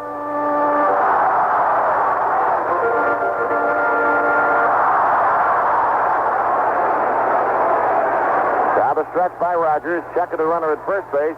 One strike pitch, swing, and a foul ball.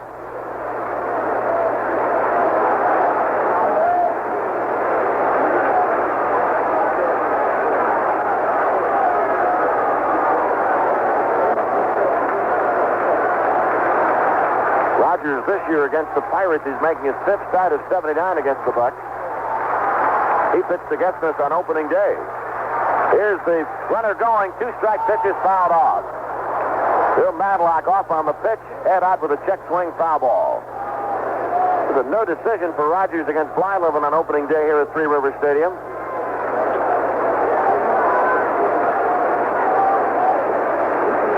Rogers beat the Pirates in Montreal on May 23rd, beat us on July the 29th in Montreal. And then on September the 17th in Montreal, Rogers lost to Don Robinson. Madlock at first base. Here's the stretch. The runner not going. 2 strike pitches outside. Pirates with 6 hits in the game. Madlock and Parker with 2 apiece. Moreno and Foley had hits in the first inning, and that combination accounted for our opening run. Pirates leading 1-0. Batting in the bottom of the fourth inning. Second baseman Phil Garner is on deck. All right, here's the stretch by Rogers.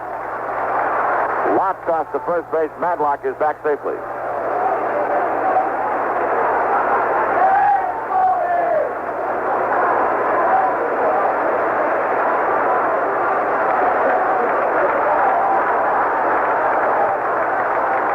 Rogers from Jefferson City, Missouri. Took too much time, and Ed Ott stepped out.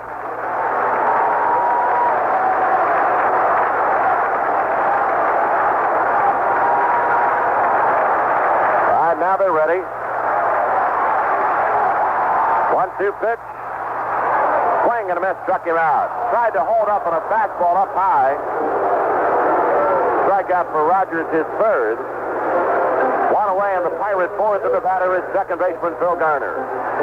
Drops into a double play in the second. Phil coming into the game with a 9-game hitting streak. In his last 9 games, he's been swinging the bat at a .452 pace, and his seasonal batting average up to .290. That lock on with one away. Staub holding Bill on at first base. Pirates 1, Expos nothing. Bottom of the fourth. Stretched by Rogers.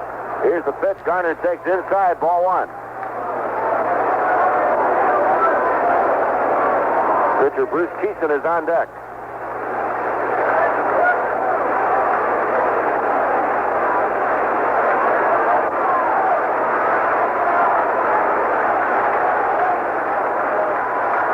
Right-hander against right-hander. Throw to first base. Madlock back safely. A lot tossed by Rogers.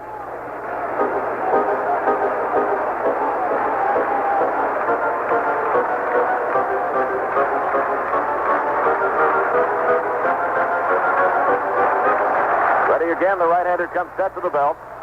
Check of Madlock at first. Throws that way, and Bill gets back in time.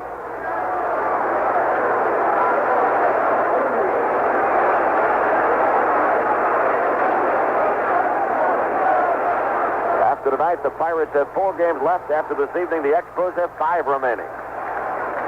1-0 pitch. Madlock running. Swung out a line shot into left field. Go ball! Get out of here! Gone! Home run!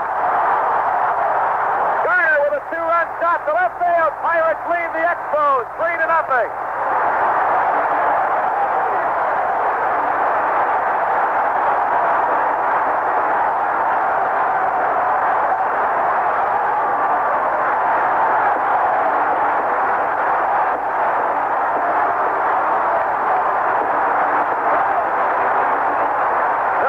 Jumping on a 1-0 pitch. Madlock was running, and a line drive home run over the wall in left field. Garner gets his 11th home run of the year. And the Pirates take a 3-0 lead over the Expos in the bottom of the fourth. Nobody on, one away. The batter Keeson, the crowd standing. They want Garner to come back out, and there he is.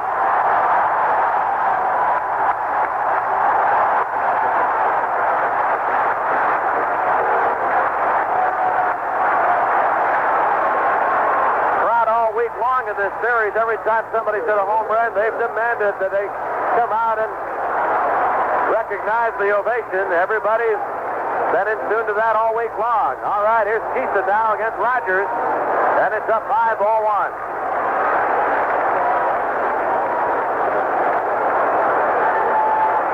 Garner's 6th hit in the series. 1-0 pitch, swing and a miss, and it's 1-1.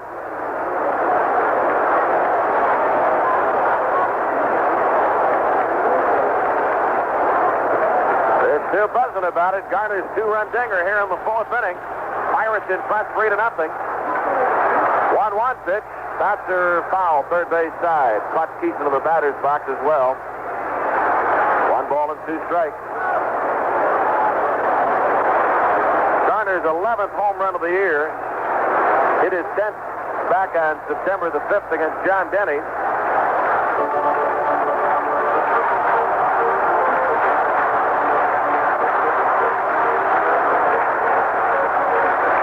We're ready. 1 ball and 2 strikes. Here's the pitch. Strike 3 called. Breaking pitch. Keeson caught looking. Rogers gets his 4th strikeout. 2 away in the inning. And we'll go to the top of the batting order in Omar Moreno. 3-0 Pirates lead.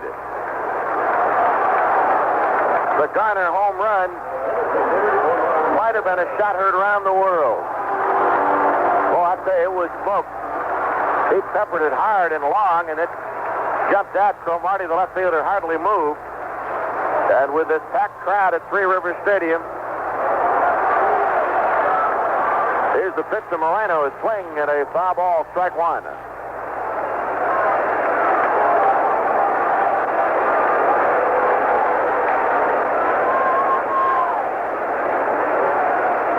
Omar 1 for 2 in the ball game. He set up our first run when he started the first inning with a single, swiped second, went to third on a wild pitch, and scored on a Foley single.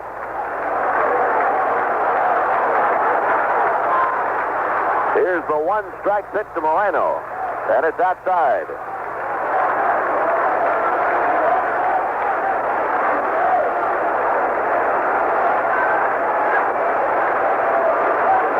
Nobody on, 2 down, bottom of the fourth. Here's the 1-1 pitch, and it's outside. Expos had Sam Botson up in the first inning, and he is warming up again here in inning number 4.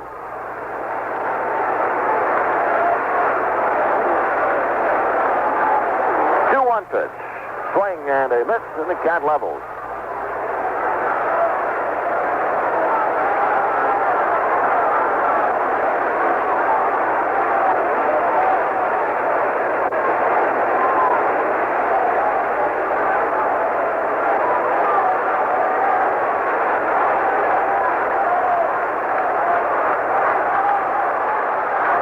Nobody on, 2 down. Pirates have scored a pair here in the fourth. Here's the 2-2 pitch. Swung on. A bounce to the mound. Rogers has it. He'll lob it to Staub at first base. Pirates are retired in the fourth. However, the Bucks get 2 runs on 2 hits. A 2-run homer by Phil Garner, his 11th of the year. And after 4 innings of play, it's our Buccos 3 and Montreal nothing.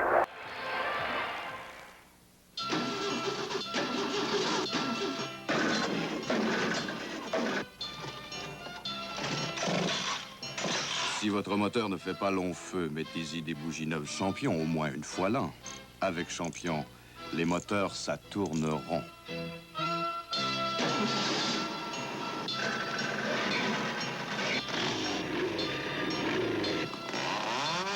Démarrez en Champion. Mettez-y des bougies Champion. Tout s'annonce bien, il y a du nouveau, c'est la quotidienne de l'Auto-Québec.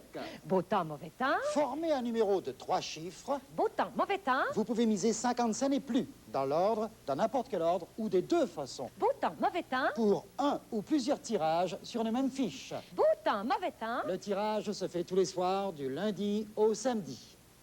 Mesdames et messieurs, bonsoir. La quotidienne...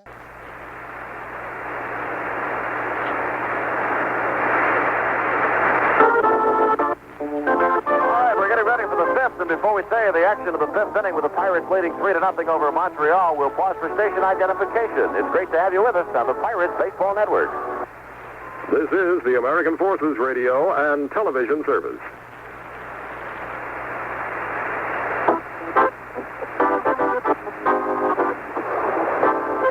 Well, Phil Garner's home run means another winner.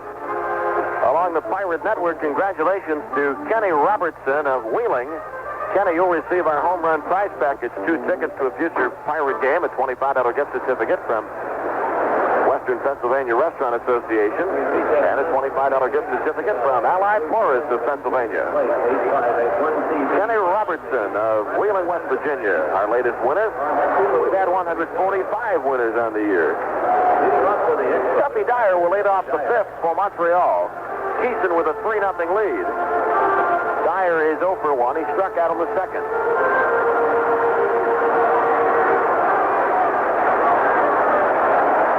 And Keeson's pitch to Dyer is up high, ball 1. Tomorrow afternoon, the Pirates continue their drive towards the National League Eastern Crown, a game against the Cardinals.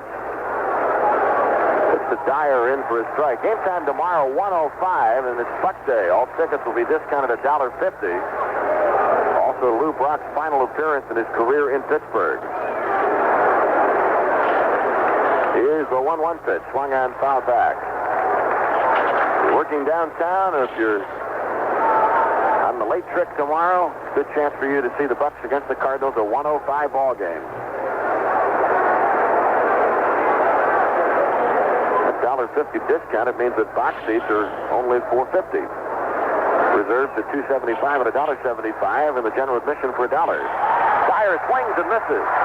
On a pitch downstairs, and that is strikeout number 3 for Bruce Keeson. One away in the 5th, and Tommy Hutton is going to be the pitch hitter for Steve Rogers. The Expos are trailing by 3. We're in the 5th inning, and so Rogers is lifted for the pitch hitter. Steve Rogers worked the first 4. He gave up 7 hits, including the homer to Garner. Rogers struck out 4. He walked 2, 1 intentionally, and he's charged with the 3 runs. Tommy Hutton steps in. He's batting .256 on the year. 1 home run, 13 runs batted in, and the first pitch from Keeson in for a strike.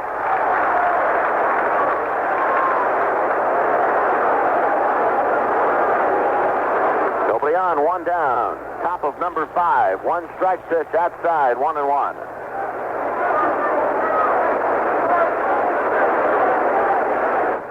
Expos this year have been very proud of their bench. They've called it the Bus Squad, and Tommy Hutton came up with that name.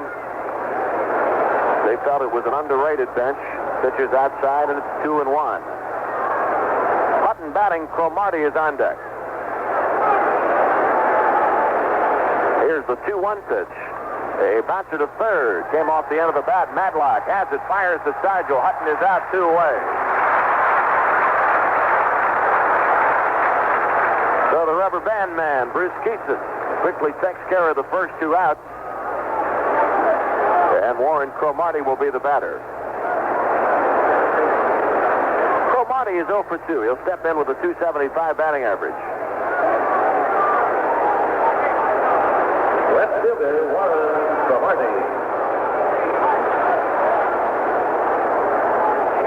Keeson's pitch, left-hander swings, a bouncer through the right side. Garner tried to dive out and head it off, but it got by him. So Cromartie gets hit number 5 for the Expos. They've had a single hit in each of the first 5 innings. Cromartie on with 2 down. Pirates leading 3-0 as the Bucks went in front of 1-0 in the first on Tim Foley's single that drove Omar Moreno in. And then in the 4th inning with Madlock on, Phil Garner's line drive home run.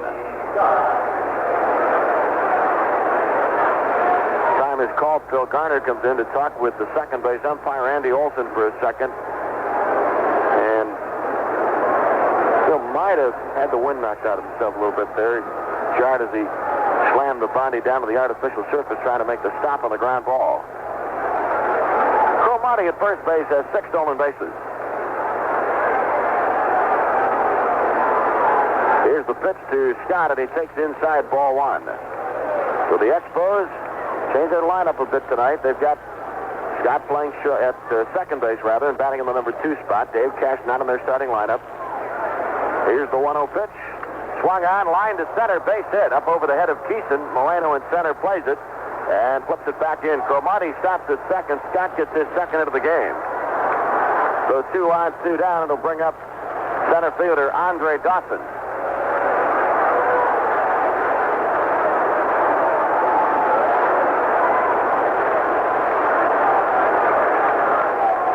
Stan Bonson is going to be coming on for Montreal in the bottom of this inning. Pirate bullpen starting to move around now. And understood before the game that Don Robinson would be down in the bullpen. Though Donnie's bothered by a bad shoulder. But right now, Robinson is going to start warming up. Here's the stretch by Keeson. And the pitch to Dawson is a strike. But one of the things that Chuck has to consider, too, Enrique Romo pitched 4 innings last night. 4 near-perfect relief innings, and Enrique is warming up alongside of Robinson right now in the bullpen. Got Jacoby a night off last night after Teak appeared in both games of the doubleheader Monday. 2 on, 2 outs. 1 strike pitch is fouled off. Going to roll into our dugout. So Buster's out in front of Andre Dawson. No balls and 2 strikes. Pirates 3 runs on 7 hits. Expos no runs on 6 hits.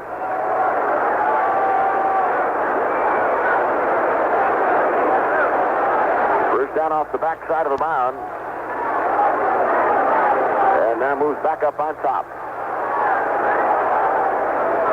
Right-hander, born in the great Northwest state of Washington. Here's the 2-strike pitch. Swing and a miss. He struck him out. breaking pitch down. Dawson went fishing. Keeson gets his fourth strikeout, and for Montreal in the fifth. No runs on 2 hits. A couple of Keeson strikeouts highlighted the inning, and after 4.5, Pirates 3 and Montreal nothing. Bonjour, je suis Danielle Vaugeois, une des 1843 employés des services financiers AFCO au Canada. Pour beaucoup de gens d'ici, AFCO, c'est moi. La plupart des contacts que j'ai avec nos clients se font par téléphone. Communiquer, pour moi, c'est très important. Et puis, c'est aussi parce qu'ils me laissent m'exprimer à ma façon que j'aime travailler chez AFCO. Si vous avez besoin d'emprunter, il y a une autre Danielle Vaugeois dans votre région. Et avec elle, vous serez toujours le numéro 1. Ces véhicules en route sont construits par une entreprise canadienne florissante. Plusieurs sont vendus à l'étranger avec l'appui de la Société pour l'expansion des exportations, une entreprise commerciale du gouvernement du Canada qui offre des assurances et des services financiers aux exportateurs canadiens. L'exportation de ces véhicules a engendré de nombreux emplois à Calgary et pour plus de 200 fournisseurs situés partout au Canada.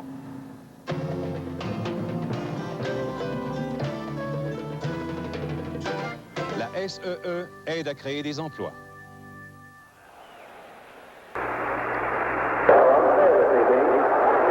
For the bottom of the fifth inning of our ball game, the Pirates are leading 3-0. The other two games that we're keeping our eyes on tonight, Atlanta leading Houston 4-0 after 3. Joe Niekro against Phil Niekro. And San Diego has taken a 2-1 lead over Cincinnati, fourth inning at Riverfront.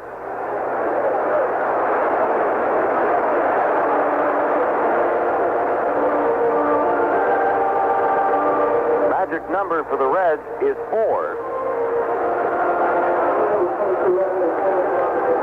Now the new Montreal pitcher for you, Stan Bonson, is on.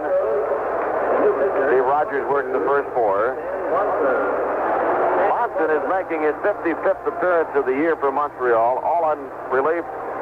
3 wins, 1 loss, 5 saves, an ERA of 3.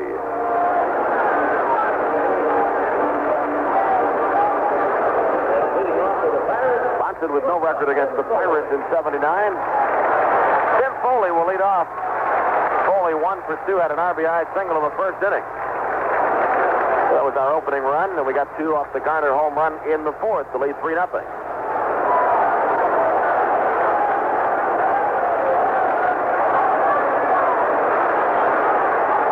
Bonson ready. And the first pitch to Foley. Swung on, ground ball to short. Fire up with it. On to Staub, and Foley's out. 1 pitch and 1 away in the fifth. Got to bring up Dave Parker. Dave has 2 hits tonight. He singled in the first and doubled in the third. It's the 8th time in the last 9 days that Dave has had 2 hits in a ball game. 8 times in the last 9 days. Parker with 2 hits, and his batting average is up to .301.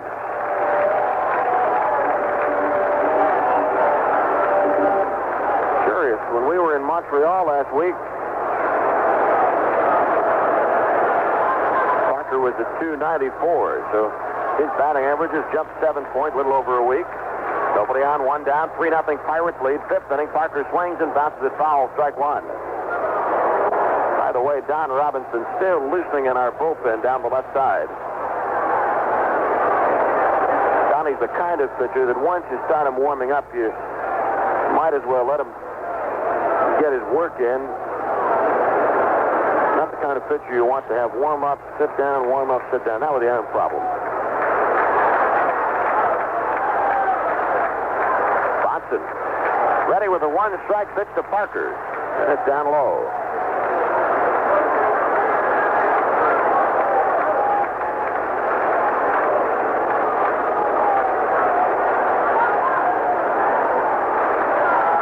Bonson gets the sign from Duffy Dyer.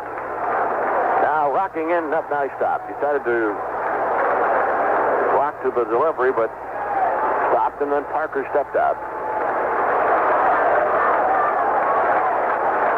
Right-hander ready, has the sign from Dyer. 1-1 pitch, and it's inside.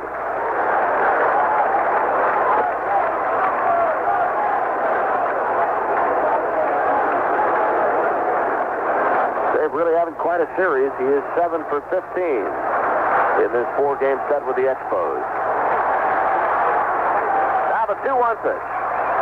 Swung on and fouled off to the left, out of play. Well, this is a big ball game. You can tell, of course, from the full house here at Three Rivers Stadium, and it's being covered all across the country. Matter of fact, the Pirates using the porch area down this third base line up on the 400 level for extra members of the media. Jam-packed normal press box off to our right. And up on the top side, there are about 4 or 5 broadcast crews in addition to what you're hearing along the Pirate Network. 2-2 pitch, swung on and bounced off. So it's still 2-2 on Parker. Nobody on, 1 down. Last half of the 5th.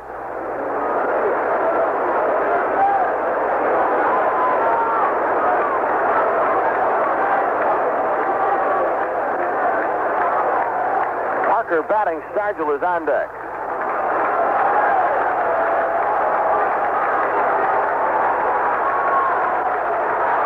Gets the sign. Here's the 2-2 pitch. Swung on and fouled off. Caught Parker in the batter's box.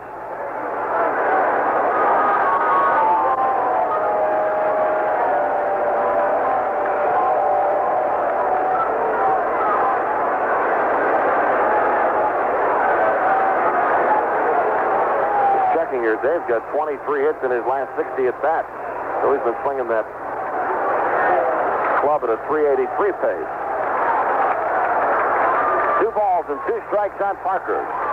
Nobody on, 1 down, bottom of the 5th. Pirates leading 3-0. Here's the 2-2 pitch, and it's inside. So Bonson takes it to the limit against Parker.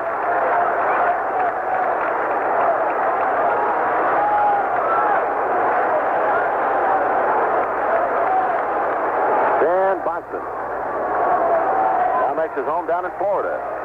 Picked up from Oakland in May of '77. Ready with a payoff pitch. Ball 4, walked him.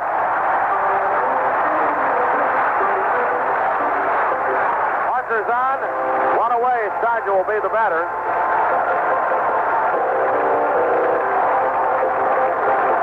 Willie will step in 0 for 1. He was walked intentionally in the 3rd.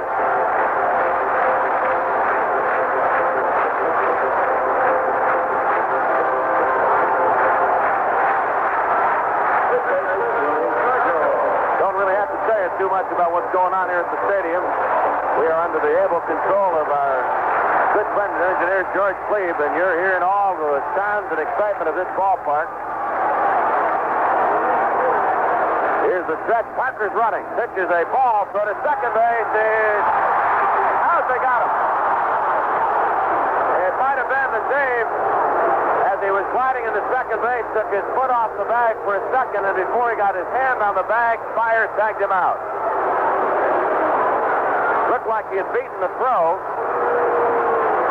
but there was a split second in there apparently where his foot had come off the bag and his hand had not yet gotten there.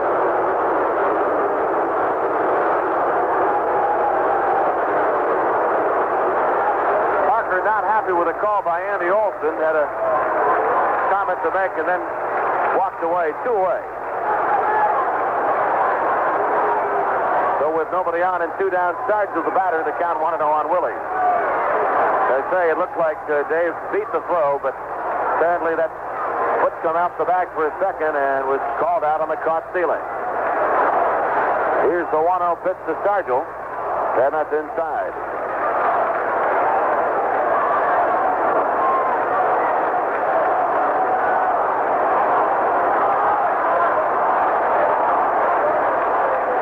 Pitch. Foul back.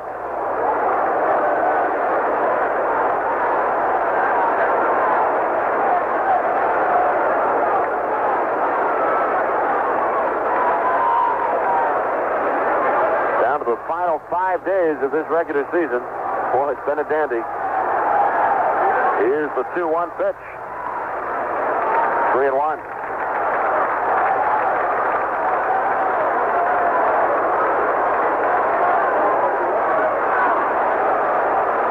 On, 2 down. Pirates got a run on the first, got a 2-run homer from Garner in the 4th. Off-speed pitch is in for a strike, so it's a full count.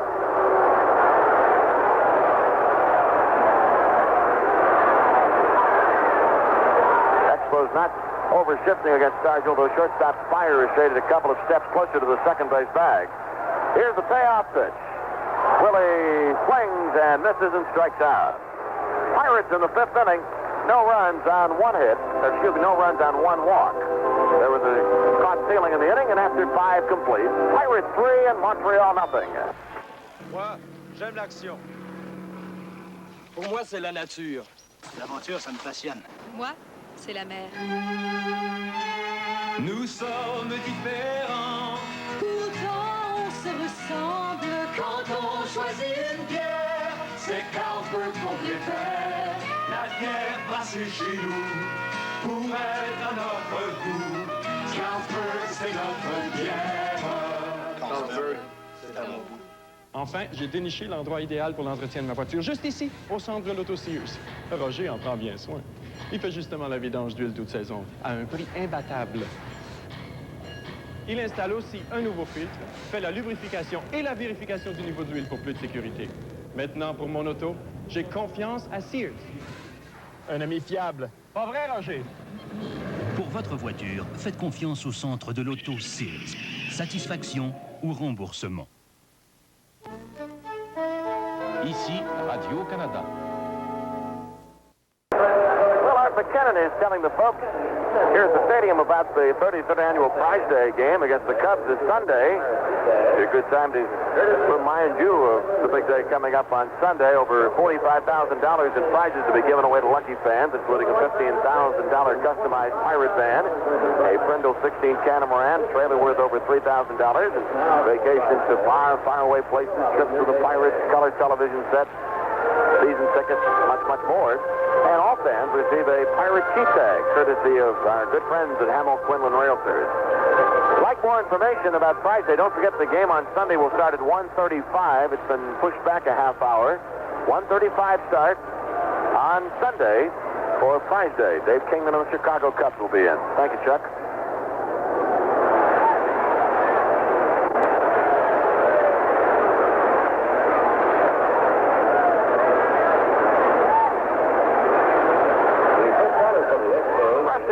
Will lead off the sixth.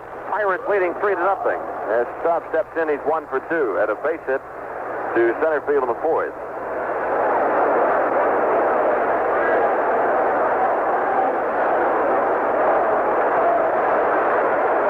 Atlanta leading Houston 4-0 in the bottom of the fourth. The latest there. Pitch up to Staub is up high, ball 1.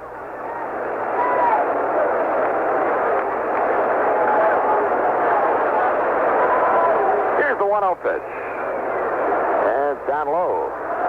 One of the few hitters that Keeson's been behind the count 2-0.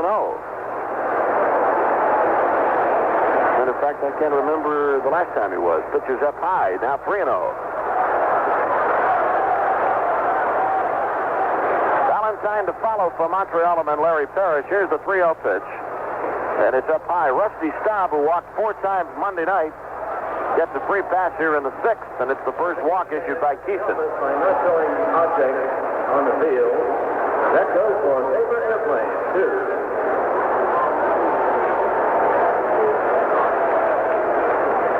Dallas Valentine will step in. He's 0 for 2. Has grounded out twice. Understand that Dean Billick, who's the sports information director at the University of Pittsburgh, today to tell us about his grandfather, Wilmer Billick, 89 years of age today. Happy birthday, Wilmer Billick. And I understand also that Dean and his lovely wife, Alberta, will celebrate their, Wilmer Billick and his wife, Alberta, will celebrate their 70th wedding anniversary in early November. They live out in Elizabeth. I looked at that quickly. I thought it was Dean and his wife that were celebrating, but I knew not a 70th. Here's the stretch of the pitch to Valentine. Ground ball left side. Shortstop Foley puts the Garner at second for 1 on the Stargell double play. Valentine with a roller on the left side of the Foley Garner Stargell combination.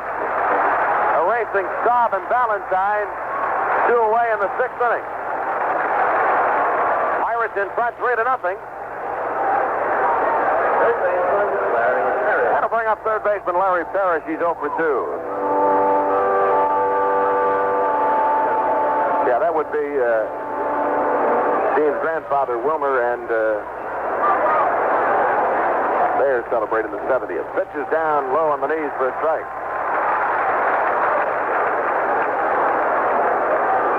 On with 2 down. Here's the 0-1 pitch. Swung on a bouncer. One hopper. Madlock plays it. Fires. The Sergio Perez done. So are the Expos. No runs, no hits, walk, double play. 5.5 innings to play in this big showdown ball game between the Pirates and the Expos. It's our Buccos 3, Montreal nothing. J'ai appris l'électronique, mon cher. Où ça? Ici, et par correspondance. Par correspondance? Oh, tu me fais marcher. Fais les instruments, alors. J'ai suivi les cours par correspondance de l'Institut Écart. J'ai construit moi-même tous mes instruments. Puis me voilà heureux propriétaire d'un labo électronique. Par correspondance? Et ça marche? Mais la preuve, c'est que j'ai trouvé un emploi stable en électronique. Hey, ça m'intéresse. Parle-moi donc de tes cars.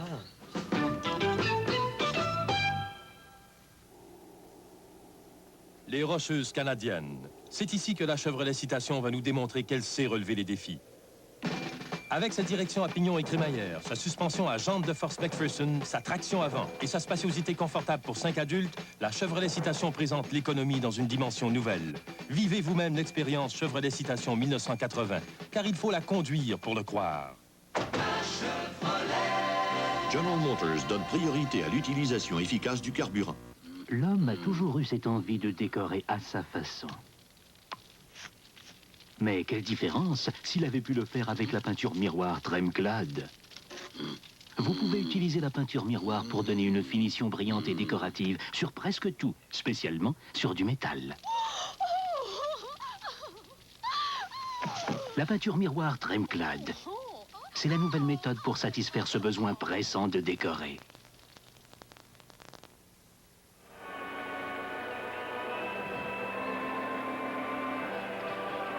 Seconde tranche de la 6e manche. On revoit ce double jeu. Ça fait mal au cœur, mais enfin, il faut le revoir. Ça fait partie du jeu. Hein.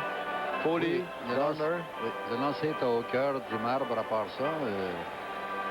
Très bien. Ce sont des... le destin. For the Expos, they fly to Montreal. They're scheduled to leave at midnight tonight. They'll play Atlanta, in Atlanta. Doubleheader tomorrow, and then they are home. The Expos are home against the Phillies over the weekend. John Milner leads off the bottom of the 6th, 3-0 Pirates lead, and Milner takes down low ball 1. Milner is 0 for 2, has grounded out twice. John with a .280 batting average. What a great year Milner's had. Here's the 1-0 pitch. Bouncing the dirt. Madlock is on deck, and then head on.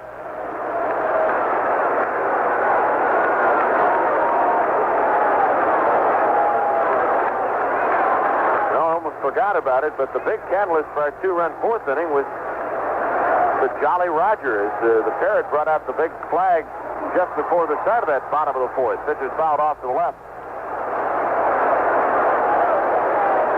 Well, everybody's got a special good luck charm.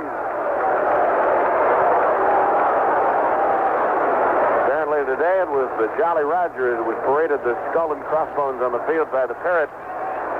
With the catalyst for that big 2-run homer by Garner. Pitch to Milner is up high. 3-1. Still a lot of time in this ball game, but Pirates right now, pretty good position. Keeson pitching well. Bonson pitching for the Expos. He came on in the 5th. He's working his 2nd inning of relief. Here's the 3-1 pitch, and he walks Milner.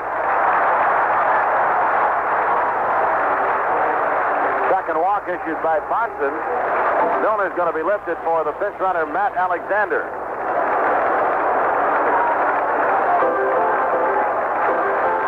Alexander is on as the pinch runner for Milner.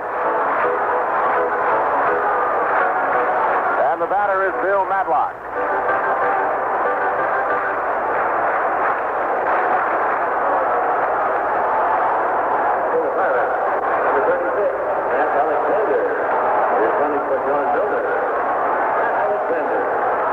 Double to the 2nd, singled, and was on base when Garner hit his home run in the 4th. Madlock's batting average has jumped 14 points in the last 9 days. He's up to .295.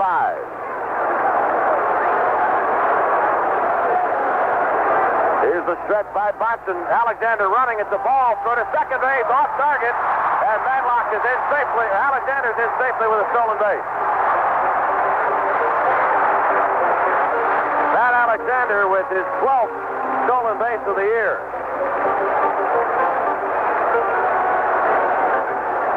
He's at second base and nobody out. Bill Madlock's the hitter, and of course Bill has never had a batting average under 300 in a season. His first major league year was with the Texas Rangers. He had 351. He had 300-plus seasons with the Cubs, 2 300-plus years with the Giants. Came to our ball club.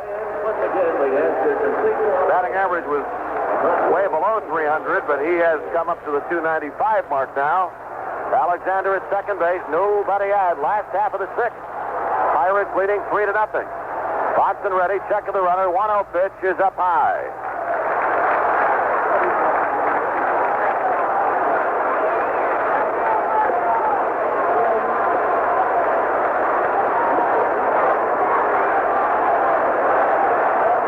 Is on deck. Montreal bullpen working. Bonson ready. And the 2-0 pitch. 3-0. Left-hander Woody Fryman and right-hander Bill Atkinson throwing in the Montreal bullpen.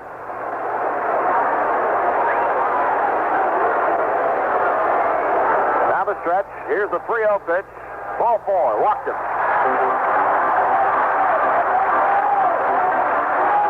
Back-to-back walks to Milner and Madlock. Pirates have 2 on with nobody out. Alexander is the runner at second base. Ed Opp will be the batter.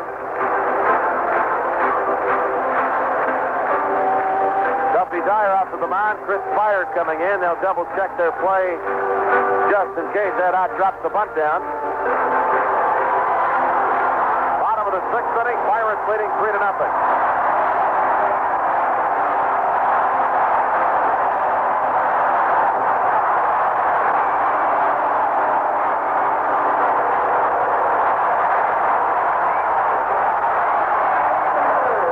now time is called. Dick Williams on his way to the mound. He was calling for time. He's got the left-hander Fryman in his bullpen.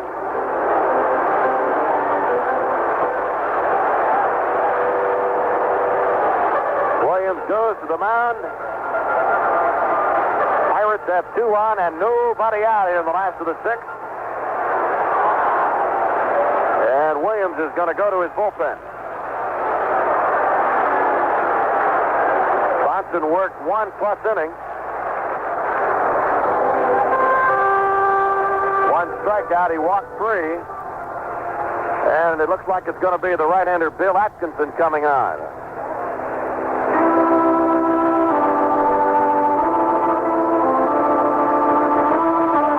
It's not a percentage move in terms that Ed Ott is a left-handed batter, and he is our next hitter. He's going to the right-hander, Bill Atkinson. Fans, we'd like to remind you the umpire had the right to forfeit this game to the Expos if field conditions Atkinson. We've seen a bit of him. He's coming on for his 10th time this year for Montreal. 2 wins, no losses, 1 save. One of the field. Earned run average is 0.64. Young man from Chatham, Ontario, Canada.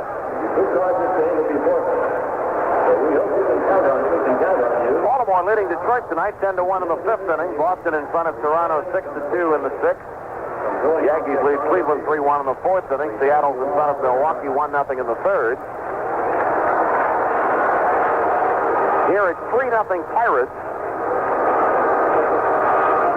Part of the action tonight and before the ball game, presentation to Willie Stargell. Throughout the year, we've asked you to vote for your favorite Pirate player, and our good friends at Daily Juice Products putting together the favorite Pirate contest, and Willie Stargell presented with a very impressive trophy before the game. He was voted the favorite Pirate. So Our congratulations to Willie. A very inspiring ovation for Willie as he accepted the award. And he told the fans here at the ballpark that he considered an award from each and every individual fan, and he accepted it with a great deal of humility and pride. Also, before the game, the Fox Chapel High School Band performed. We've got the Fraser High School Band here tomorrow for Buck Day. It's been a battle of the bands all week long. We've got the Churchill area high school band slated to be here Friday. Austintown Fitch High School Band slated for Saturday, and the Brentwood High School Band going to be here Sunday. All right, Bill Atkinson is ready. Alexander is the bench runner for Milner is at second base. Madlock at first, and nobody out. 3-0 Pirates lead. We are in the last half of the sixth inning. Pirates got an RBI single from Foley in the first and a 2-run homer from Garner in the fourth. Set by Atkinson. Here's the pitch. It is up high to Ed Ott, ball one. Atkinson, not a big guy. 5'8", 165 pounds.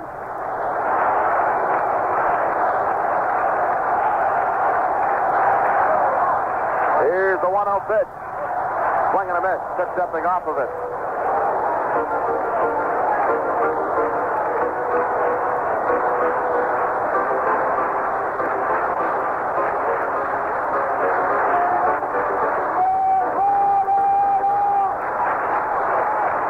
Runners lead away. Nobody out. Stretch, and the 1-1 pitch is bunted foul. Parrish was back a bit at third. Ed Ott was trying to tap it that way, but he popped it over the Montreal dugout. It's 1-2.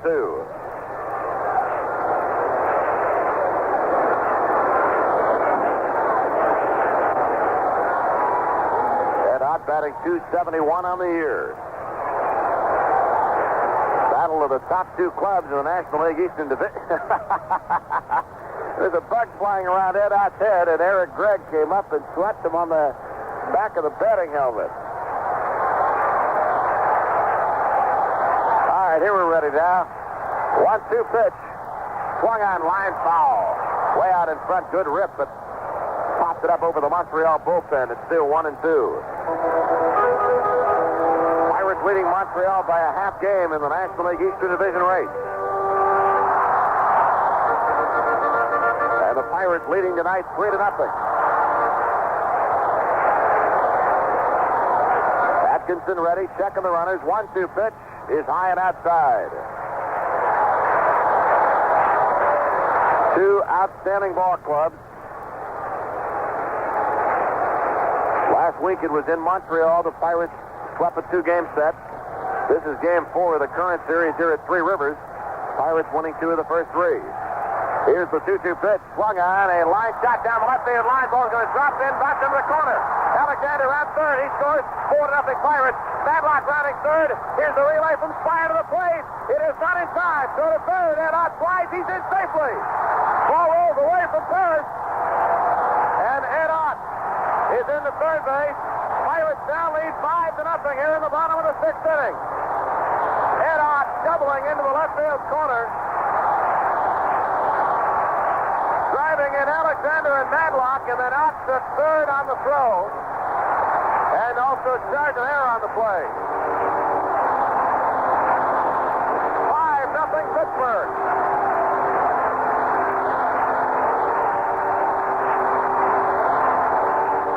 Ott gets credit for a double. An error is charged on Duffy Dyer.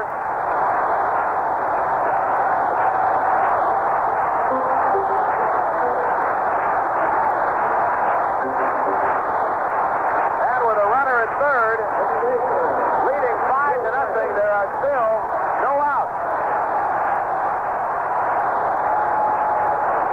Infield is up all the way around. Garner, the batter, 1 for 2, had a home run in the fourth inning. Swing and a miss, strike one.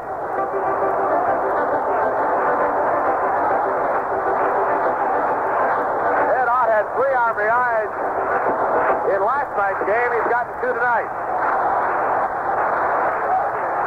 Atkinson working from the stretch. 1 strike pitch, swung on, a shot in center. Ott scores 6 second. He'll make the turn there and hold on. Head on. Scoring run number 6 is Garner. Doubles down the third base line. 6-0 Pirates.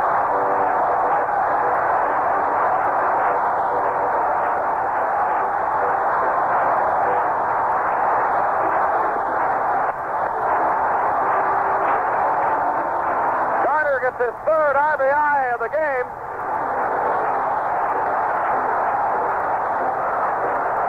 With a 6-run lead, and with Phil at second base, still nobody out.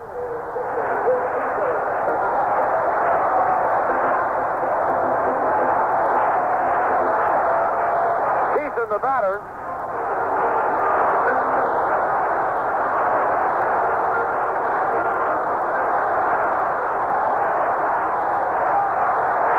Bruce will step in 0 for 2.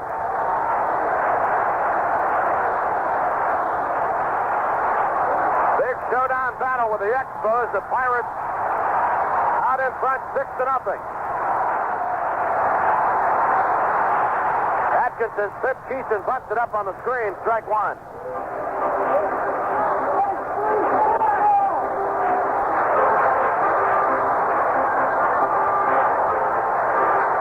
Well, last night the Pirates scored 8 of their 10 runs in the middle 3 innings. They've been equally impressive here. They've gotten 5 of their 6 runs in the middle 3. Got 2 in the 4th, 3 in the 6th, and still doing business. One strike pitch. It is bunted foul. Looked like it caught home plate umpire Eric Gregg. Tony Bartero, my trainer, started out to see if Gregg was all right, but apparently Eric is okay. Somehow that ball must have gotten through his mask. Or at least got him in some way. He's all right. No balls and 2 strikes on Keeson. Garner is second, nobody out. Atkinson ready. Here's the 0-2 pitch. Swung on. A shot to Staub. He's going to turn it on Garner. The throw is in the dirt, and Garner's safe. Garner is in safely at third, and Keeson is on at first. Lefty Staub made the play up the first base line. He tried to get Garner at third.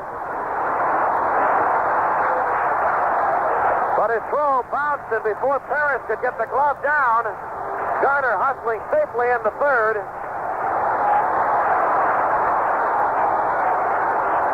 So on the fielder's choice,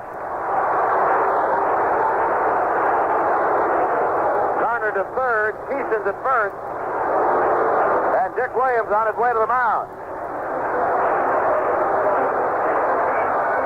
Bill Atkinson faced 3 batters. He's given up back-to-back doubles to Ott and Garner.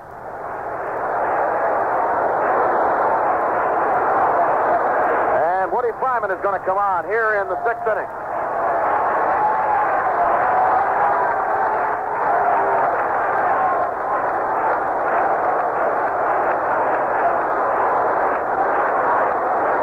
Dan Bonson gave up back-to-back walks to Milner and Madlock.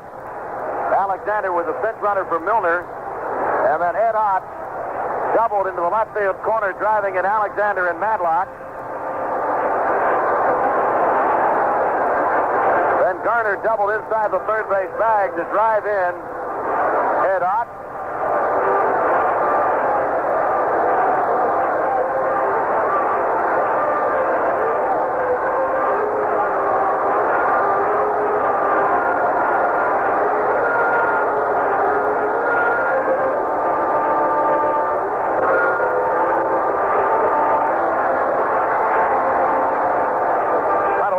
Make a correction. I gave you an error on the Expos against Duffy Dyer on the play that had Ed Ott going in safely to third. That was incorrect. I called it right the first time and then misunderstood the communique from Dan Donovan. It was a double for Ott. He went to third on the throw.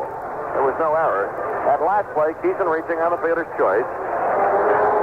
They tried to turn it on Garner. Now Woody Fryman is on.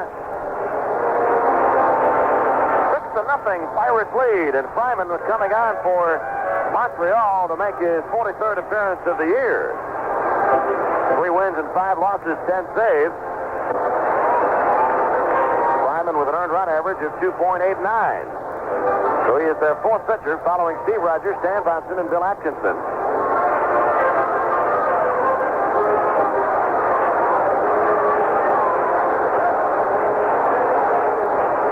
Ever since Garner's home run of the fourth, there's been a constant buzz through this place.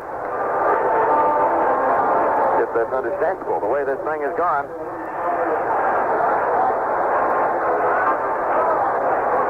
Pirates leading 6-0. And we're in the bottom of the sixth inning.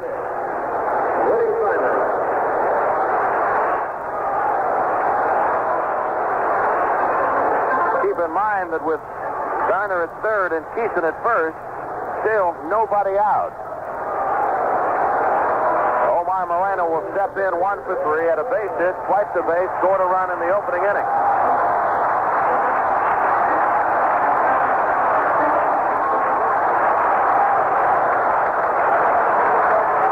Their infield is up all the way around. Simon ready. Here's the pitch to Moreno. And it's inside, ball 1.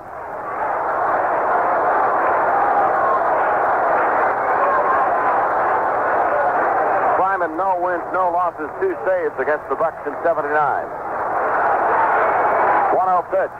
Swung on, base hit, center field. Garner scores. It's 7-0 Pittsburgh. Keeson stops at second. Omar the third at first base, and he holds on.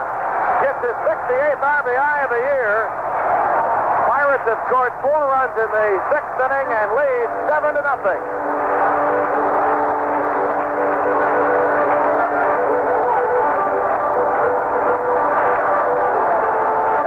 Foley will be the batter. Foley 1 for 3 at an RBI single in the first. Tim in his last 14 games been swinging the bat at a .333 pace. Keeson at second, Moreno at first, and still there are no outs. Foley is the 7th Pirate to bat in the inning. Here's the pitch. Ball is bunted out in front of the plate.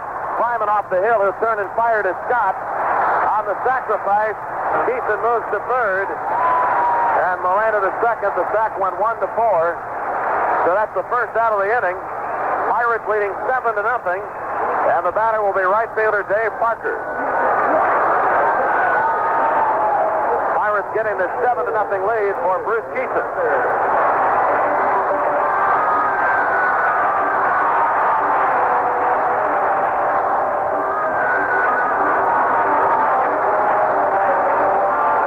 Stepping in 2 for 2 with a single, a double, and a walk. Their infield is up all the way around. 7 runs, 10 hits for the Bucks, no runs, 6 hits for Montreal. Simon full windup, pitch to Parker. Inside. Jumps out of the way, ball 1.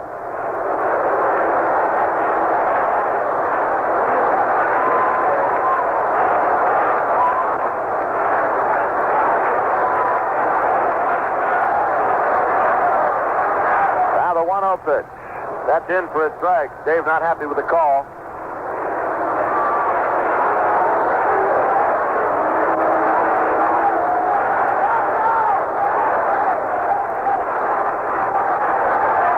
Simon, the windup and the 1-1 pitch inside.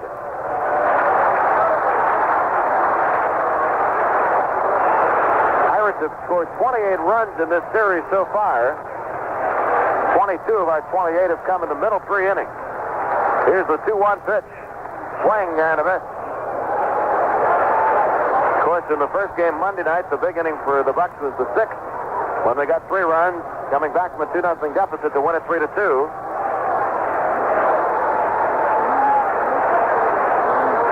Last night, the Bucks got 3 in the 5th, 4 in the 6th. Here tonight, the Pirates getting 2 in the 4th and have scored 4 in the 6th inning. 2 on, 1 out, 2-2 pitch. Ground ball, second baseman Scott. He's got Keeson hung up toward the plate, and Dyer making the tag on Bruce. He tried to jump away from him, but Dyer made the tag. Keeson is out. The play goes 4-2. Keeson is out. Moreno's at third, and Parker's at first. So with 2 away, that'll bring up Willie Stargell. Willie 0 for 2 tonight. Stargell gotten a lot of standing ovations this week, and this one here in the 6th inning added to the list.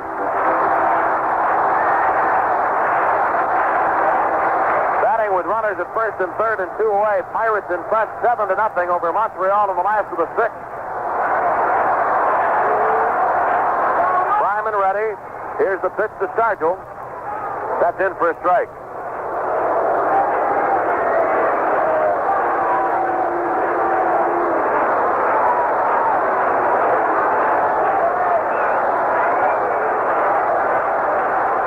Now the stretch. Here's the 0-1 pitch. Outside, 1-1. Bill Robinson is on deck. Milner started the inning, and he walked. Gave way to the pinch runner, Matt Alexander. Bill Robinson's going to go into play left, and so he's on deck. 1-1 pitch. Swung on, popped up. Coming on, fire. Third baseman Parrish is there, and Parrish makes the play. Big Fire ran by the ball. Parrish makes the grab. The Pirates in the 6th inning get 4 runs. On 3 hits. Took advantage of a couple of walks in the inning. After 6 innings of play in this big showdown battle with Montreal. It's our Buccos 7 and the Expos nothing.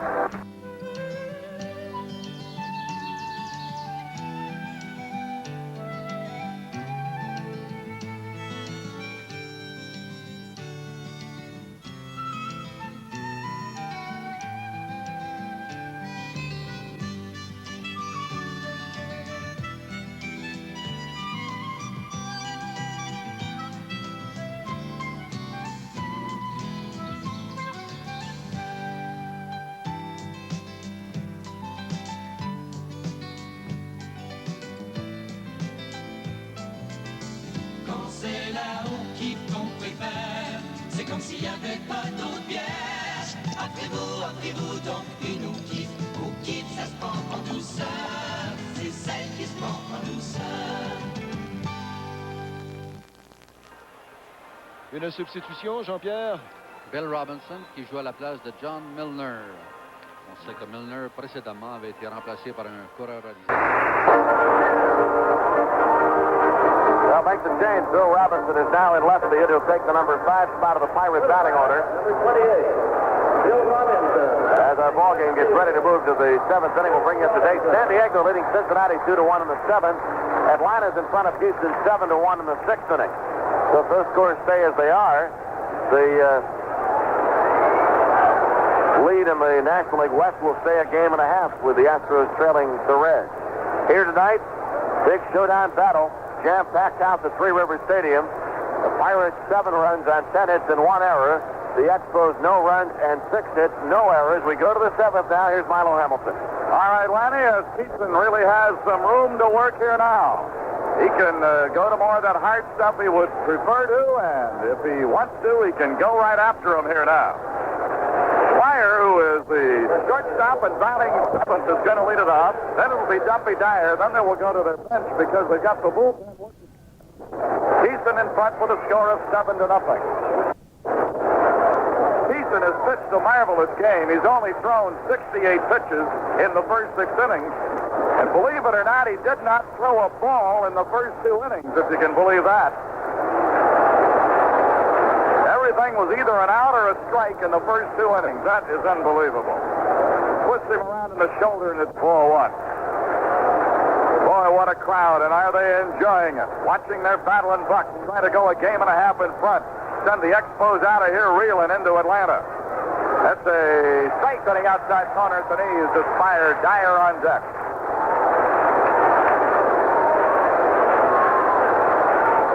Fire's had a single and a pop-up. And the pitch on the way. 2 tight on the letters. 2 balls and 1 strike. Fire a 220 hitter as he stands in. He's 1 for 6 in the series. Scott has had 2 hits for them. 1 each for Spire. Stop. There's a high drive. Deep left. Ballpark won't hold it. Home run. So Spire gets them on the board with a leadoff home run in the 7th inning off Keaton.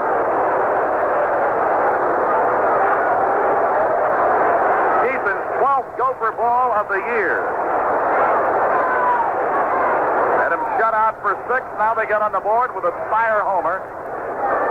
And for Spire in the home run department, his 7th of the year, 25 runs batted in. It's his first against the Pirates. Bouncer foul down the third base side off the bat of Duffy Dyer. Pirates 7 runs, 10 hits. The Expos 1 run, 7 hits. Our bullpen is starting to stir.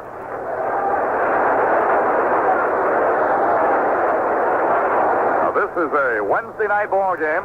You've got a 6-run lead. You've got a bullpen that has not been overworked now.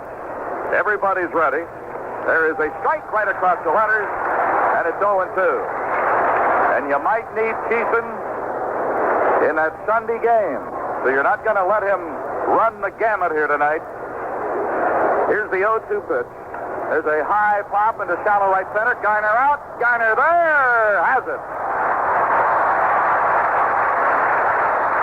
A high pop up into shallow right center. Garner took charge immediately. Went right out. Got under it quickly and easily. One away, and now they'll go to their bench. And this will be Jerry White. Which hitter? Jerry White, a .297 batter. He's done a good job for them this year. 3 homers and 18 runs batted in. Batting for Woody Fryman. White will be batting left-handed, of course, against the right-hander Keeson. A run is in on a leadoff homer by Spire. The dynamic duo heating it up in the Pirate bullpen. That, of course, is Jacoby and Jackson.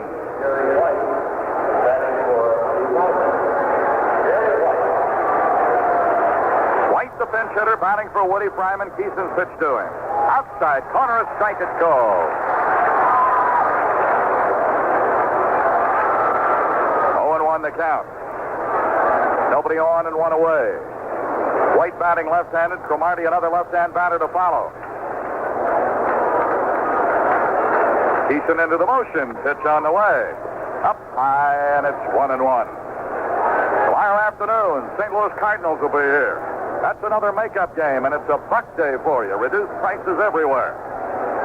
There's a bouncer, second base. Big hop Garner, fired to Willie. 2 away. Second to first. Garner to start. Will take care of the pinch hitter, Jerry White. Go to the top of the order with Warren Cromartie, who is 1-for-3.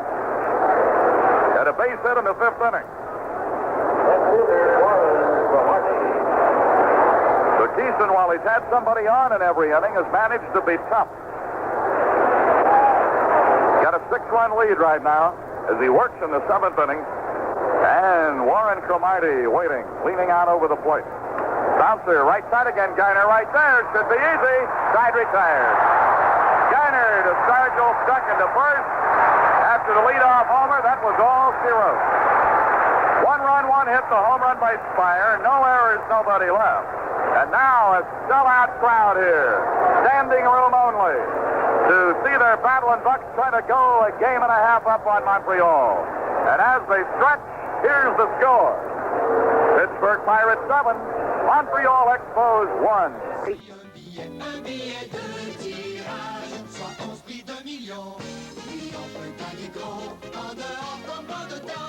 Avec le nouveau sachet de l'Auto-Canada.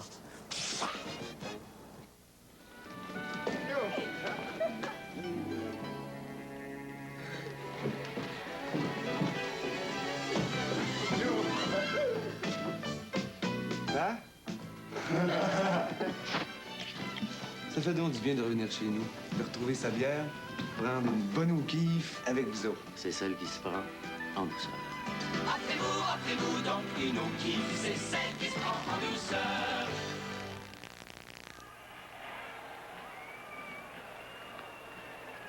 Voilà, une image comme ça, instantanée, hein, pas arrangée du tout. Quelqu'un couché en dessous. Un grand baseball et la casquette des Pirates et ça amène Bob James, le numéro 20, ce colosse, un lanceur pour les Expos de Montréal. Il était à Denver cette année, il a eu une fiche atroce, mais les Expos ont grande confiance à ce jeune droitier. Non, c'est qu'une seule manche. Et il a un retrait sur 3 brises à son actif. Bob James qui... The blaring of We Are Family in the background. This crowd ready to settle down after their stretch. James is the new pitcher.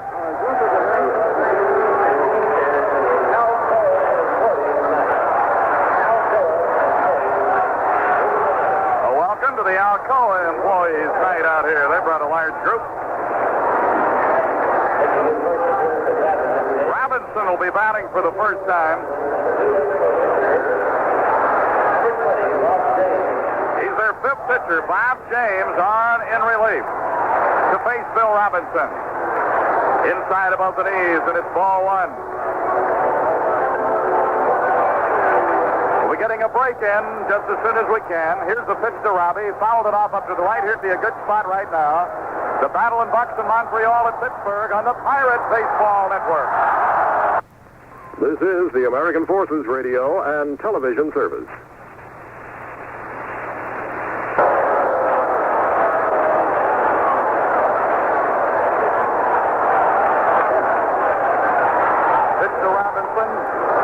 Right side to Staub. He'll go to the bag himself, and it's one away.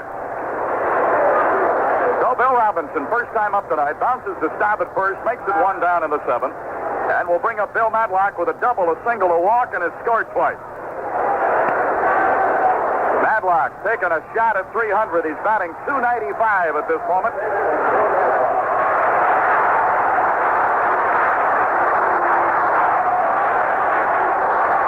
A big right-hander bringing it up to him, and a breaking ball down and away. And our good friends from Johnstown down tonight celebrating an anniversary, George and Millie Salem. Good friend and business associate of Captain Willie Starchill. And George and Millie don't miss many. Best wishes on their 31st wedding anniversary. 2 balls and no strikes.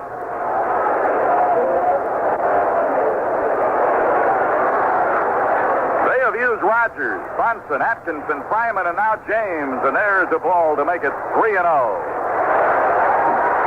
Ed Ott, who's had a couple of runs batted in and 5 RBIs in the last 2 nights, is in the on-deck circle to the right. Pirates leading 7-1, bottom of the 7th. That is a ball. He walked him. Second straight time that the Mad Dog has walked. Somebody wrote me a letter that I got today, said that they don't like the nickname Mad Dog for Bill Madlock. Well, it's pretty hard to change it. He's got it on the back of his warm-up jersey that he wears before the games. He's been called that by his teammates for years. Pretty hard to change one that's that much entrenched.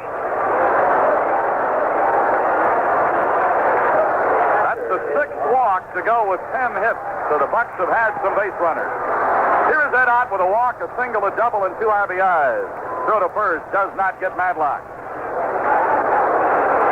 Madlock with 31 runs batted in. James to the stretch, looks back. Throws over, close, but Madlock gets back in. Ed Ott batting. Geiner, who has had 3 RBIs with a 2-run homer and a run-producing double, is the on-deck hitter for the Bucks. Pirates led 1-0, 3-0, 7-0. It's now 7-1 as Spire homered for the Expos in the top of this, the 7th inning. Here's the pitch. Swing and a foul, 6 in the backstop. The Pirates can hang on. They will go 96-62. And be a game and a half in front.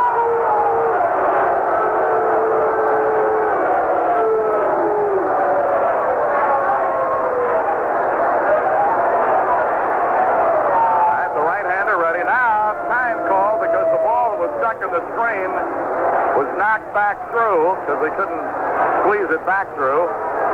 Must not have been too scratched. The umpire put it in his pocket.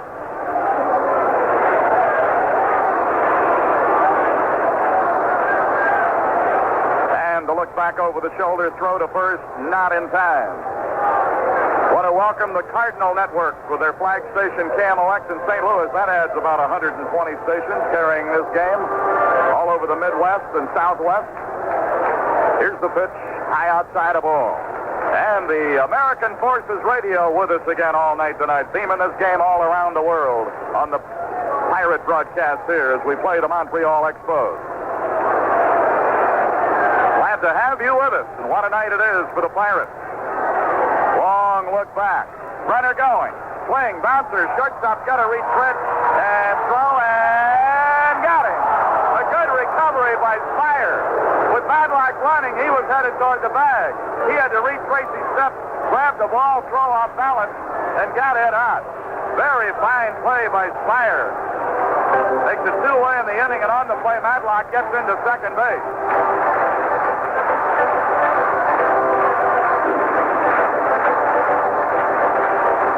That'll bring up Garner, who hit into a double play in the second, but he hit a 2-run line drive homer in the fourth over the left field fence.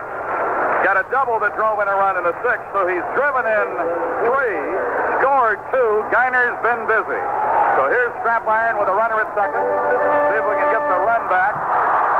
Although I don't think they're going to give Garner another swing because Keeson's due up next. They're going to put him on intentionally.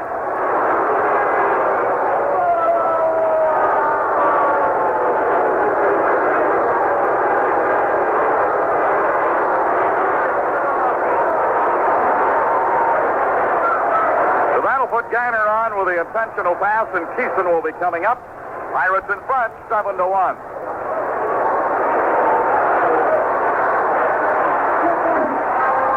right, there it is. 2 on. Matlock second. Garner first. 2 away.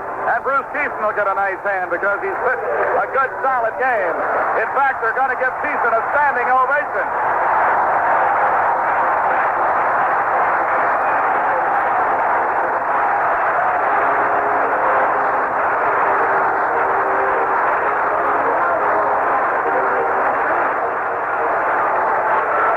Buster's up in there. He's 0 for 3 with his bat.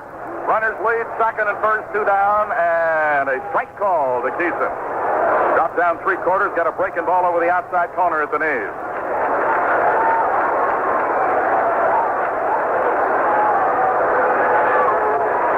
At the belt, James looking, kicks and fires. There's a line drive hit into center field. Here comes Matlock. The throw will be to third base, and it bounces away from Parrish. Safe everywhere. Matlock scores run number 8. Garner's into third. Keeson with a single took second on the throw, and it's 8-1 Pirates. Bruce Keeson helps his own cause. First hit off game. Hit number 11 for the Pirates. They've made those 11 hits into good product here. 8 runs have scored. Matlock's going run number 8. There are 2 away, and Omar Moreno will be the batter. So the home run that Spire hit in the inning to cut into the lead has been equaled here now. And Moreno, 2 for 4 with a run batted in and a run scored, with a chance to really fatten the cat here with runners at second and third and 2 away. Low inside, ball 1.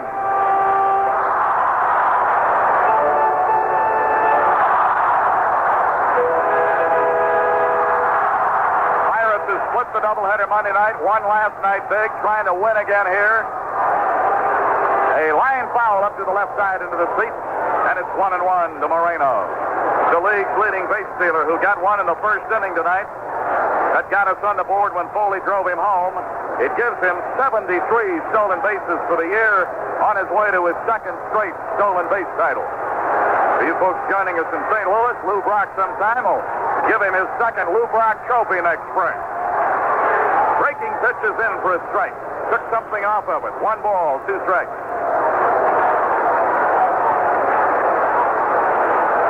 Garner at third, Keeson at second. First base is empty. A run is in, and the Pirates have their 7-run advantage again. It's 8-1 Pittsburgh over Montreal in the bottom of the 7th inning. Here's the pitch. Ranch foul down the right side. Skips off the box seat railing and down toward the right field line. 1 ball and 2 strikes. The groaning is because the Pirate, the young lady down the right side, let it go through. Well, with an 8-1 lead, you'd think they'd give her the benefit of the doubt.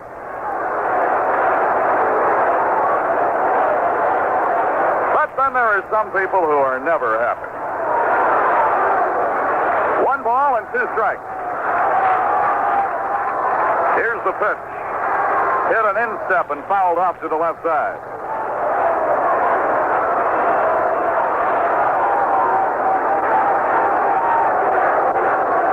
After this ball game is over, if the Bucks hang on, there'll be a game and a half in front with 4 left, and Montreal will have 5. The St. Louis Cardinals will be in Pittsburgh tomorrow for a 105 game.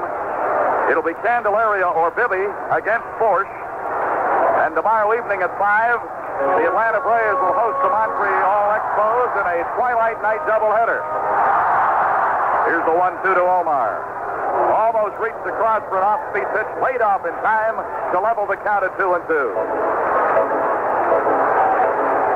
Wherever you are and whatever you're doing, all around the country and the world now with American Forces Radio with us, Milo Hamilton along with Lanny Terry bringing you all the Pirate action with the Expos in a big ball game here. Bounce foul down the right side.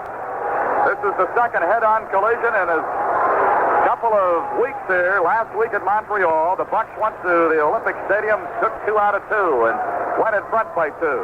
Then on the rest of the road trip, the Pirates had a little trouble in Philly, and the Expos kept on winning and moved back on top.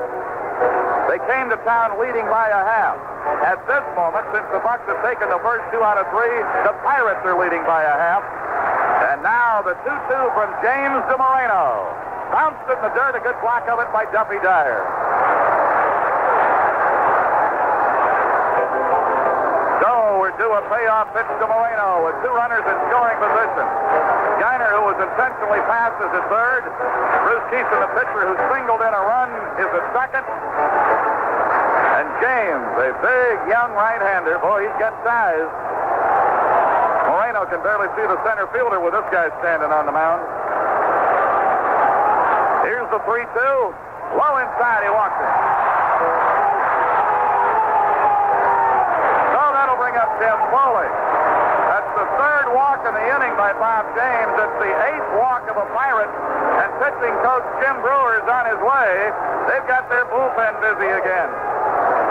Dick Williams knows that if he loses tonight, it's going to be an uphill battle. So the conference will take place. Brewer has not waved to the bullpen. Duffy Dyer, Larry Parrish, and James form the quartet in blue on the hill.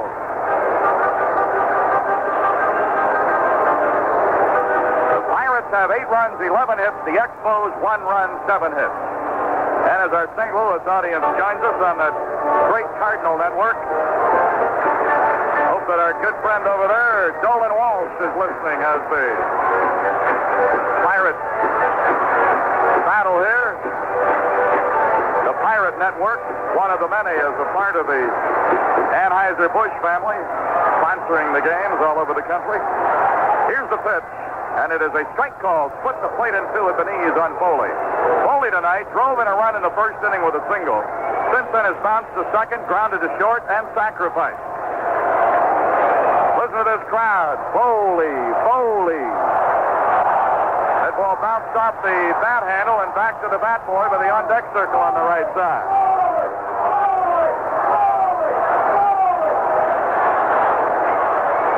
So Tim Foley, who came early in the season in the trade with the New York Mets, has become a big favorite and with good reason. Done a great job at short and really been surprising with his bat. Looping line drive hit right field. 1 run will score with Garner. Keeson's big wave. He scores. And into third goes Moreno. Foley gets 2 RBIs on a 2-out single. Foley, Toledo, the crowd is yelling.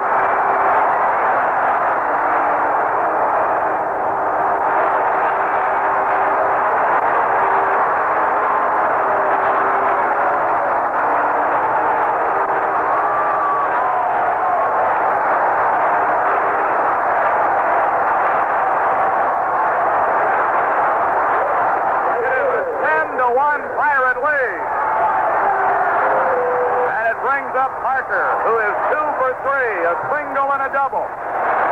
Set himself a new career high in doubles with 45 when he doubled in the 3rd inning. Runners on the corners, 2 away.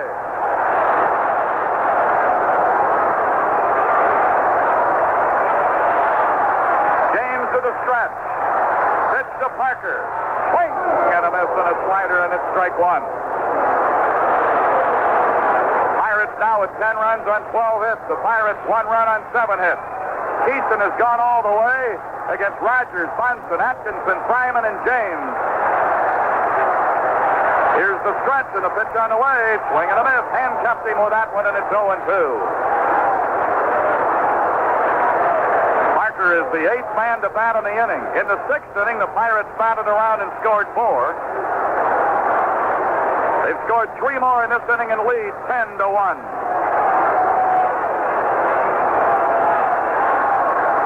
Now James checking runners on the corners. Here's the 0-2 to Parker. A high fly ball, left field, won't carry. Cromartie over and in about 4 steps, side retired, but the Pirates have another inning. 8 men bat, 3 men score. On only 2 hits, there were 3 walks in the inning. No errors, and 2 men left. And a big hit, of course, one by Keeson, the other by Foley. And now, with 2 innings to go, the Pirates are trying to put a nail in the Montreal coffin. After 7 innings, it's the Pirates 10 and Montreal 1. Bloc d'accord FM/AM stéréo et préamplificateur. La série compacte Technics apportera la touche finale au plus subtil des décors. Idéal pour votre premier système sonore, la série compacte Technics sera aussi votre parfait second.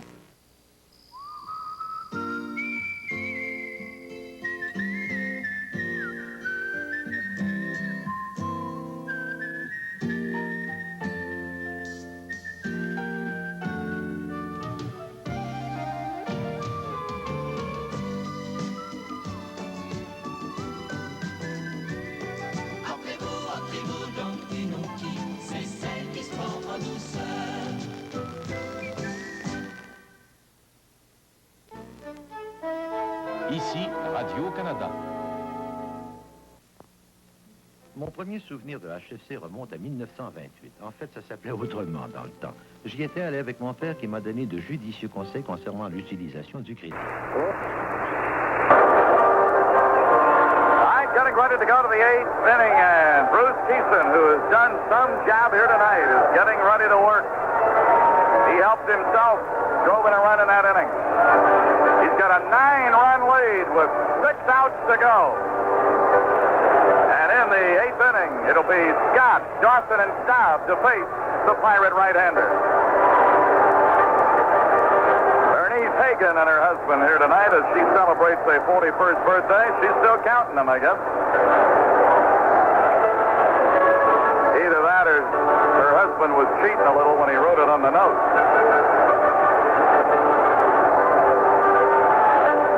Either that or a radio TV critic wrote it, and that'd really make it inaccurate.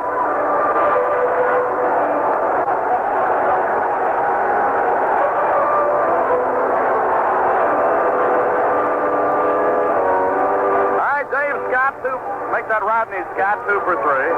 He singled in the 3rd, singled again in the 5th. He's a switch hitter. He'll bat left-handed.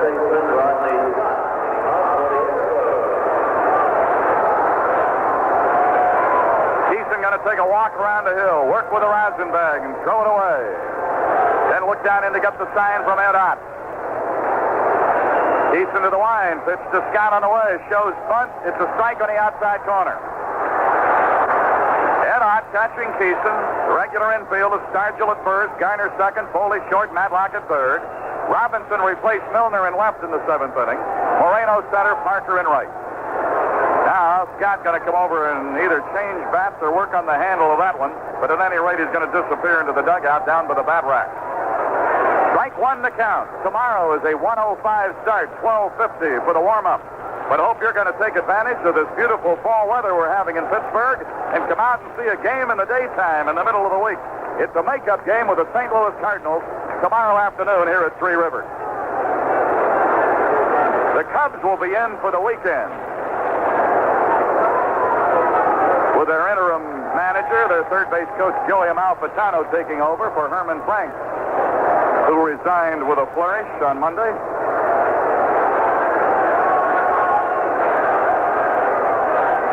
Scott is back up in there. He has 2 of their 7 hits. Here's the pitch. Just outside, letter high, 1 ball, 1 strike.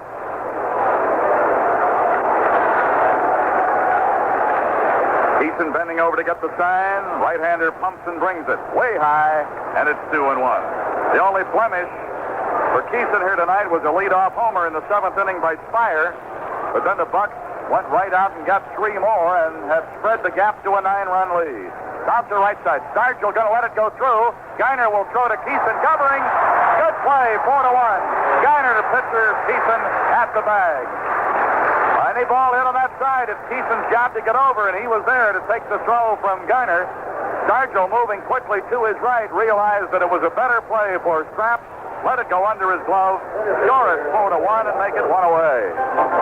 That'll bring up Andre Dawson, 1 for 3, had a base hit in the first inning. It gave him a 10-game hitting streak.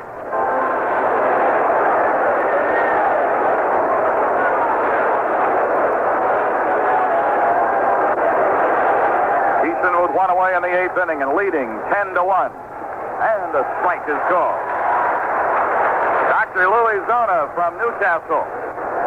Appreciate the fine letter and always enjoy hearing from the gang up in Chuckstown, up in Tanner country. There's a strike on the inside corner. Got him in a hole, 0-2.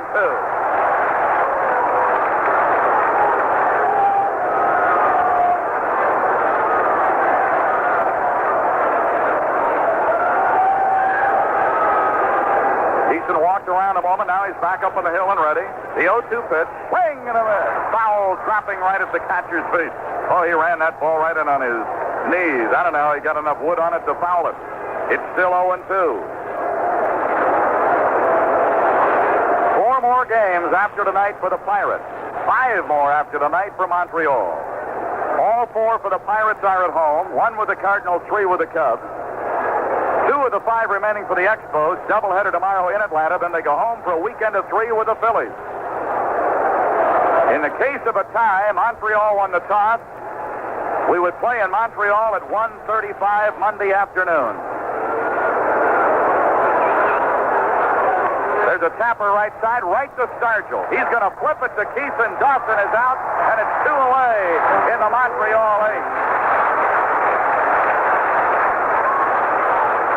Here is Rusty Staub, line to left in the first, singled in the 4th, walked in the 6th.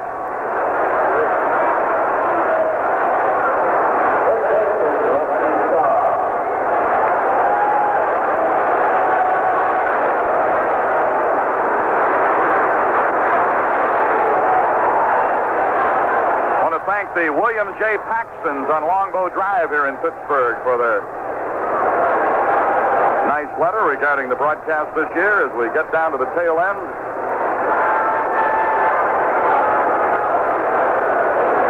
Folks have been most generous with their mail this year, and believe me, we appreciate it. Staub the batter with a 1-0 count. Valentine would be next. Here's the pitch to Staub. Off speed, and it floats low. 2 balls, 1 strike.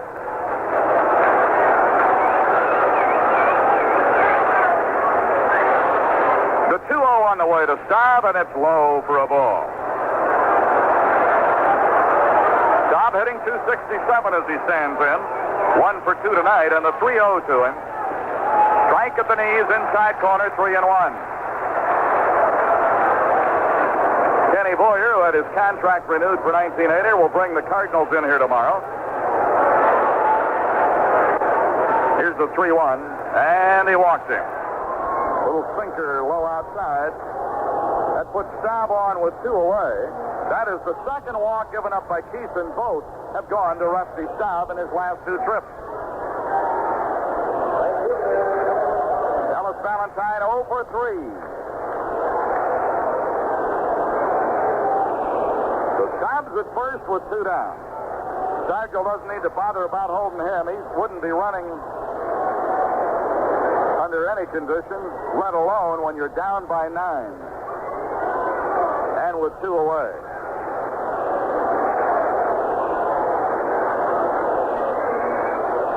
Buster Keeson is not ready yet. He's really working on that baseball out behind the hill. Valentine has bounced to short, grounded to third, and hit into a double play. 0 for 3 tonight, 3 for 15 in the series.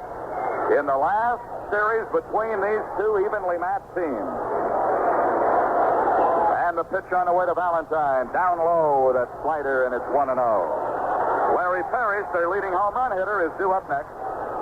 With the 10-1 advantage, and 2 away, even after the walk. There's nobody warming up in the bullpen. Keeson has been very, very tough here tonight. And here's the 1-0 to Valentine. He tried to hold. They're asking for an appeal. First base umpire says no, he didn't. And it'll be 2 balls and no strikes.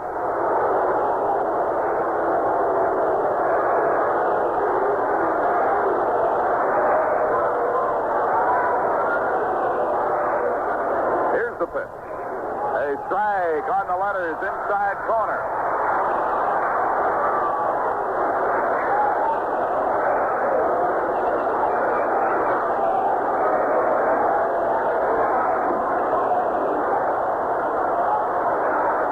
Ball low outside, 3-1.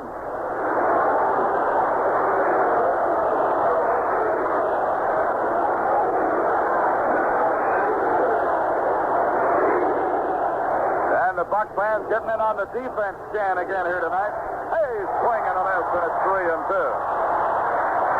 Tomorrow afternoon on Buck Day, when all tickets are discounted to $1.50, it'll be Lou Brock's final appearance in Pittsburgh, closing out a fabulous career. And of course, even if the Bucks hang on here and go a game and a half up, it's another crucial game to the pennant race. Stop running, fly ball center.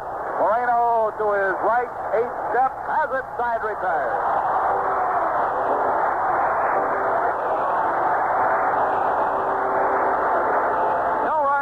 No errors, a walk, and 1 left. The Pirates will come to bat in the 8th with this lead. Pittsburgh 10, Montreal 1. Il est respecté partout au Québec.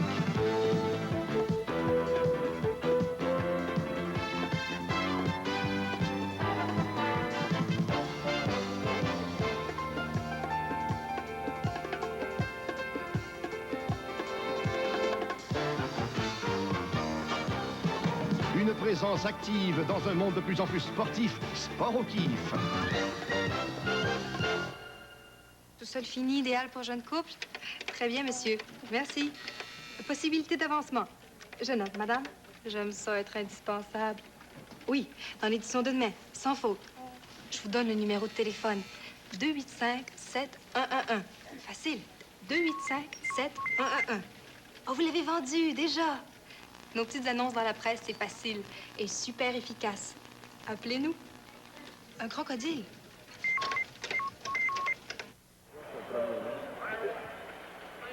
Alors, nous avons un nouveau lanceur, Jean-Pierre.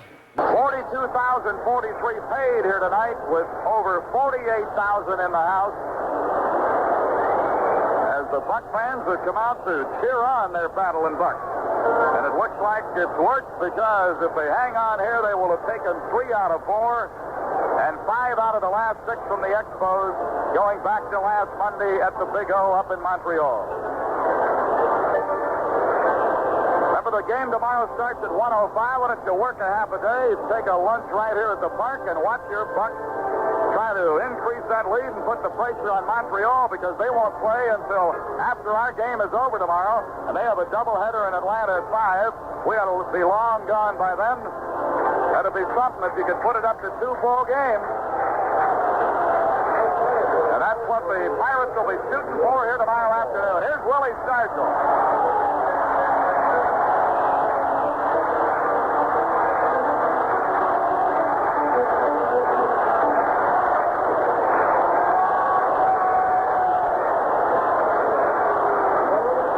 Tonight is struck out, intentionally walked, struck out again, and popped to third.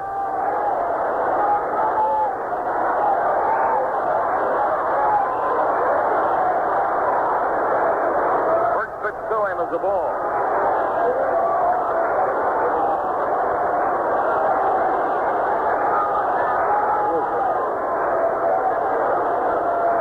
Here's the pitch on the way, up high, and it's 2-0.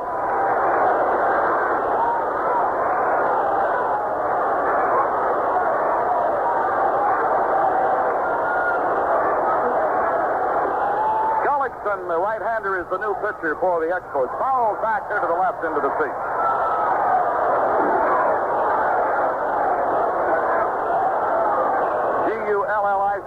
Gullickson. Bill Gullickson, our first look at him, and he becomes their 6th pitcher. Dick Williams had no other choice. This is a big game. There's a line drive to left. Marty got a late start, but then comes on and makes the play. The Stargell is out and a liner to left. But as always, they give him another hand.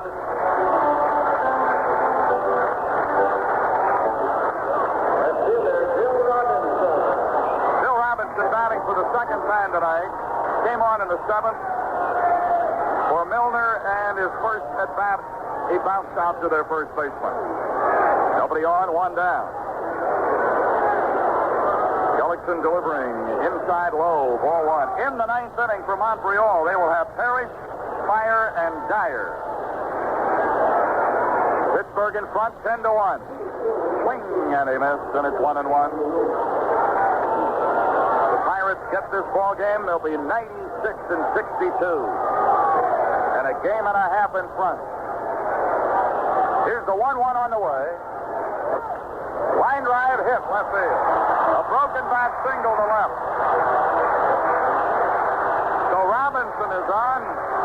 It's his first hit of the night. The first hit off Gullickson. And the Pirates have 13 hits in the game. And here is Bill Matlock. A double, a single, a pair of walks. And he scored 3 times.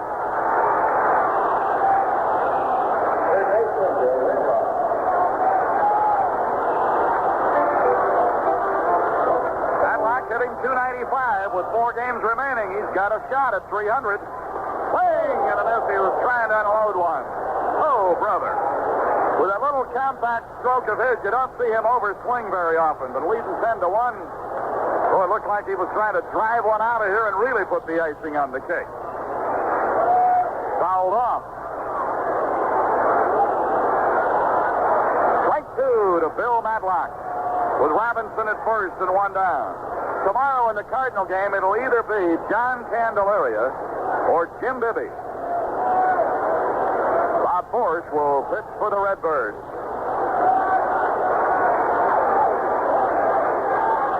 Now Gullickson reads the sign from Duffy Dyer, stretches to the belt, looks back over the shoulder and delivers. High foul, back up to the right side. Still 0-2.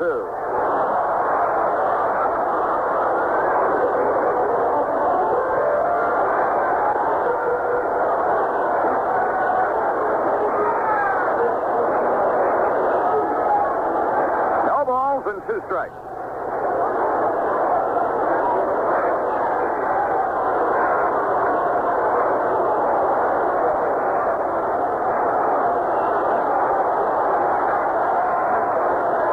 Now the pitch on the way, swung on and fouled down the right side into the box seat. So it's still 0-2.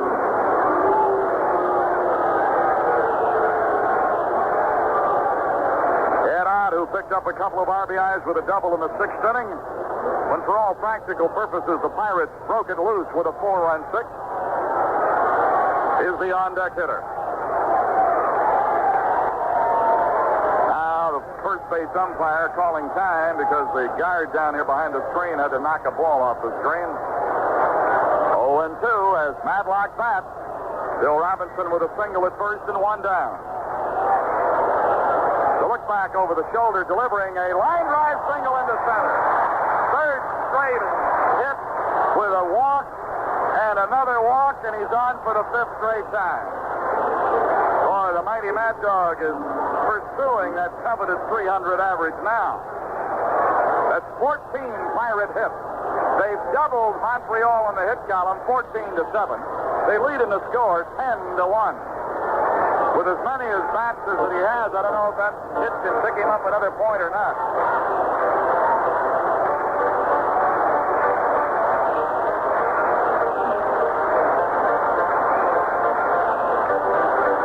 That'll put him at 296 with 4 more games to go. Boy, has he come on. Another one of the great deals engineered by the general manager of the Bucks, Pete Peterson. Getting Matlock from the Giants. Here's the pitch to Ed Ott. Swinging, line drive, left field. Going to be caught on a run by Cromartie. Oh, he made a nice play. And it'll be a double play because it looked like the ball might sink, and Robinson running. He had come all the way around third. No chance to get back. The line drive to left and throwing it into second for the double play. That's their third double play of the game. Since you're leading 10-1, nobody will notice too much. No runs, 2 hits, no errors, 1 left. So we played 8, an inning to go for Keeson. 3 outs to go to send Montreal out of here a game and a half behind. As we go to the 9th inning, here's the scoreboard at Pittsburgh. Pirates 10, Montreal 1.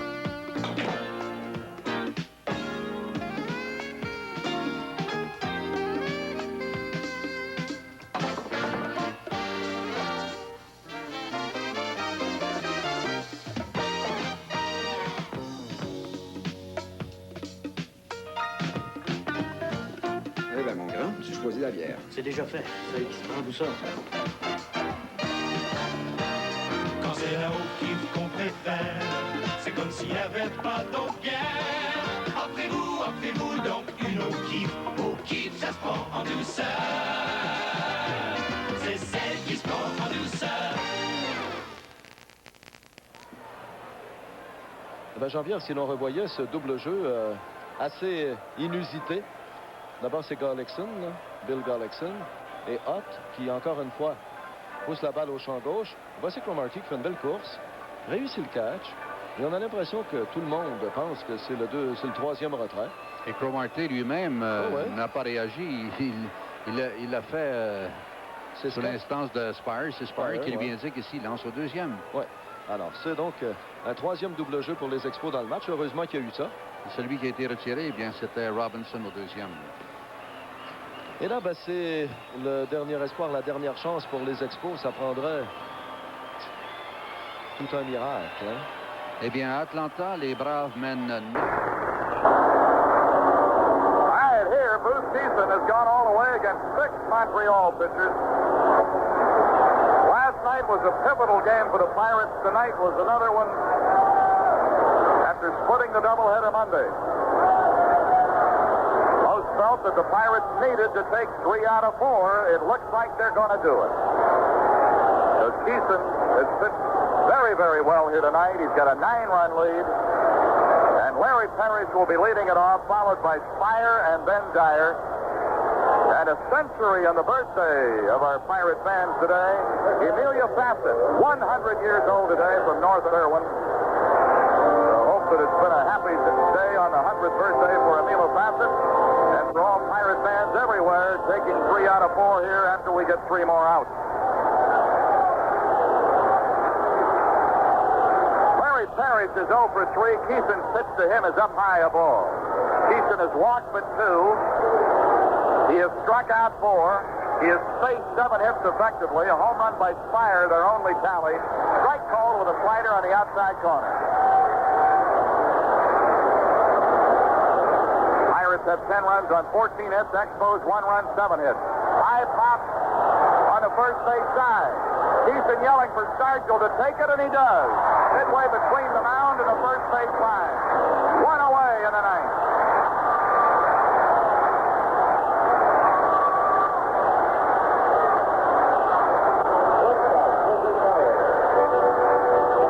Trying for his 3rd complete game here.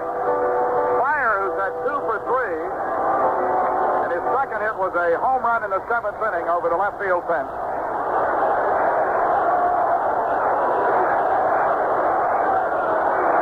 Camargo had a big pinch hit for them in their comeback victory on Monday night, and the 2nd game of the doubleheader is the on-deck pinch hitter. Low a ball to Spire. Keeson takes a look out to the scoreboard.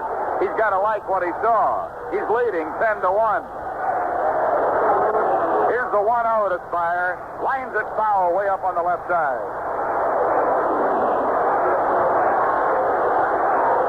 Hope you're all going to try to come out tomorrow and see the Bucs in another important game with the St. Louis Cardinals. Give a final salute to Lou Brock. And remember, the discounted ticket's $1.50. It's Buck Day tomorrow. Game is at 1:05. If you're not able to make it, we'll be on the air at 12:50. Here's the pitch. Low outside. 2-1 to Chris Spire. 1 away in the 9th as Parrish popped up to Stargell to start the inning.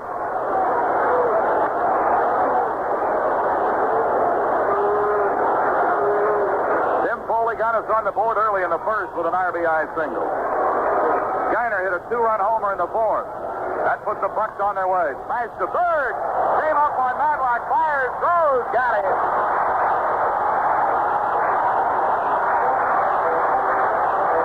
Ball hit sharply to third. Came right up on Matlock, but he stayed right with it. Fired onto Stargell.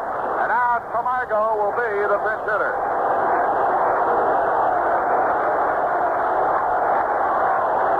Camargo will bat for Duffy Dyer.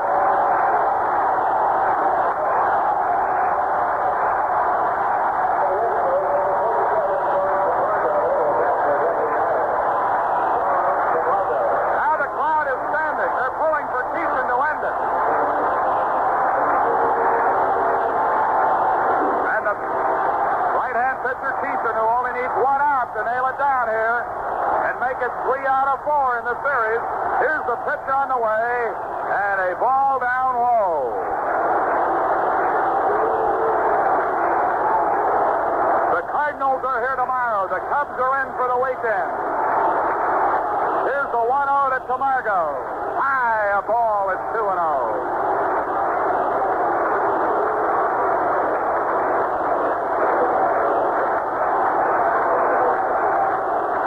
Camargo, the left-hand pinch hitter, hitting .235, looks at a ball up high. That'll make it 3-0.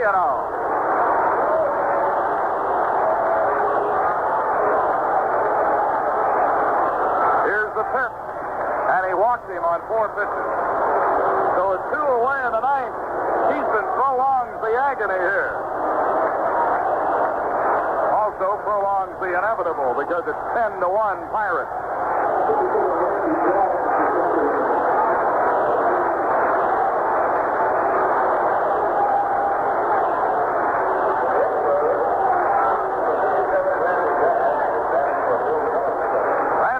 The pinch hitter has no average. He's a left-hand batter, facing Keeson with a runner at first and 2 away. Sends it around the knees, too tight, ball 1. That's 5 in a row by Keeson. Kent Jacoby has started to throw in the bullpen. Keeson stretching. Here's the 1-0. Bouncer Geiner, that's to do it. Throw to Stargell. Pirates win.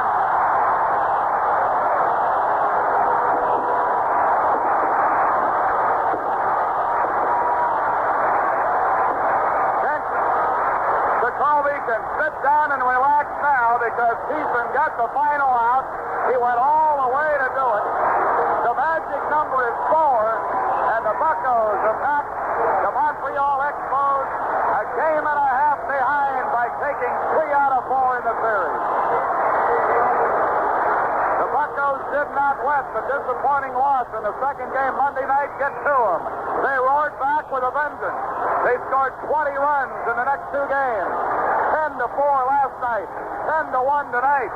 And this crowd of over 48,000, they've got that family going up on that big message board and the music here playing the Pirate theme song. And the Pirates have done it with this score. The Pittsburgh Pirates 10, the Montreal Expos 1. So Pittsburgh devastating Montreal in the last 2 or 3 times these two teams have met. Pittsburgh is now 96 and 62. Montreal drops to 94 and 63 and is a game and a half behind the Pirates in the National League East. Pittsburgh's magic number is 4. The Pirates with 4 games remaining, all of them at home. It'll be a single game against St. Louis on the 27th and a makeup, and then the 3 games to finish the season against the Chicago Cubs. Montreal has 5 left, 3 of them at home against Philadelphia, and 2 away at Atlanta, and that'll be a doubleheader on the 27th. Some other National League scores of note: Cincinnati 4-3 over San Diego. Atlanta beat Houston 9-4. So Cincinnati is now 2.5 games in front of Houston in the National League's West Division. And another National League score: Philadelphia 11-5 over St. Louis. Tom Seaver winning a 16th, but Pete Rose went 0 for 5. So a 23-game hitting streak is down the drain for Pete Rose. In an afternoon game, New York 8, Chicago 3. This broadcast was authorized under rights granted by Pittsburgh and Montreal and was intended solely for the entertainment of the AFRTS listening audience. any publication, rebroadcast, or other use of the descriptions and accounts of this game without the express written permission of the Pirates and the Expos is prohibited. Final score again, Pittsburgh 10, Montreal 1. Now this is Ken Allen speaking for engineers Ernie Gamble and Ralph Bartlett. This has been a presentation of AFRTS Sports in Washington. This is the American Forces Radio and Television Service. Vous voulez voir ce qu'admireront les admirateurs de Cutlass cette année? Le nouveau sedan Cutlass Oldsmobile. 2 portes de plus pour confirmer le panache Cutlass. Et la Cutlass Cruiser, la plus spacieuse des Cutlass. Et celle qui est à l'origine de l'admiration des admirateurs de Cutlass, la Cutlass Suprême. Marie, c'est un superbe moyen de transport. On vous en a construit Oldsmobile.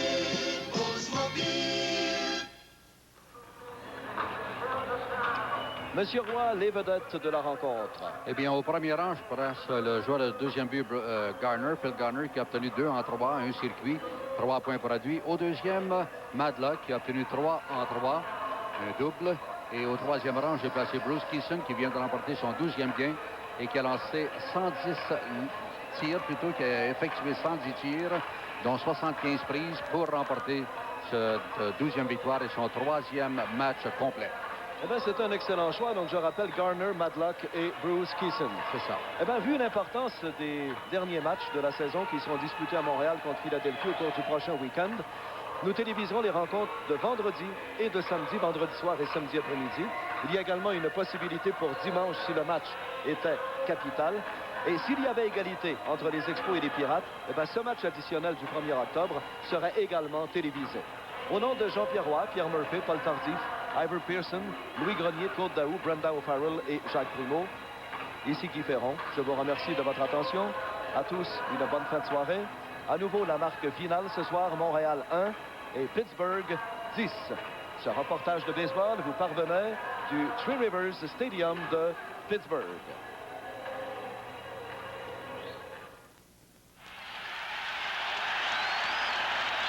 Ce match de baseball vous a été présenté par la brasserie O'Keeffe Limitée, brasseur des bières O'Keeffe et Carlsberg.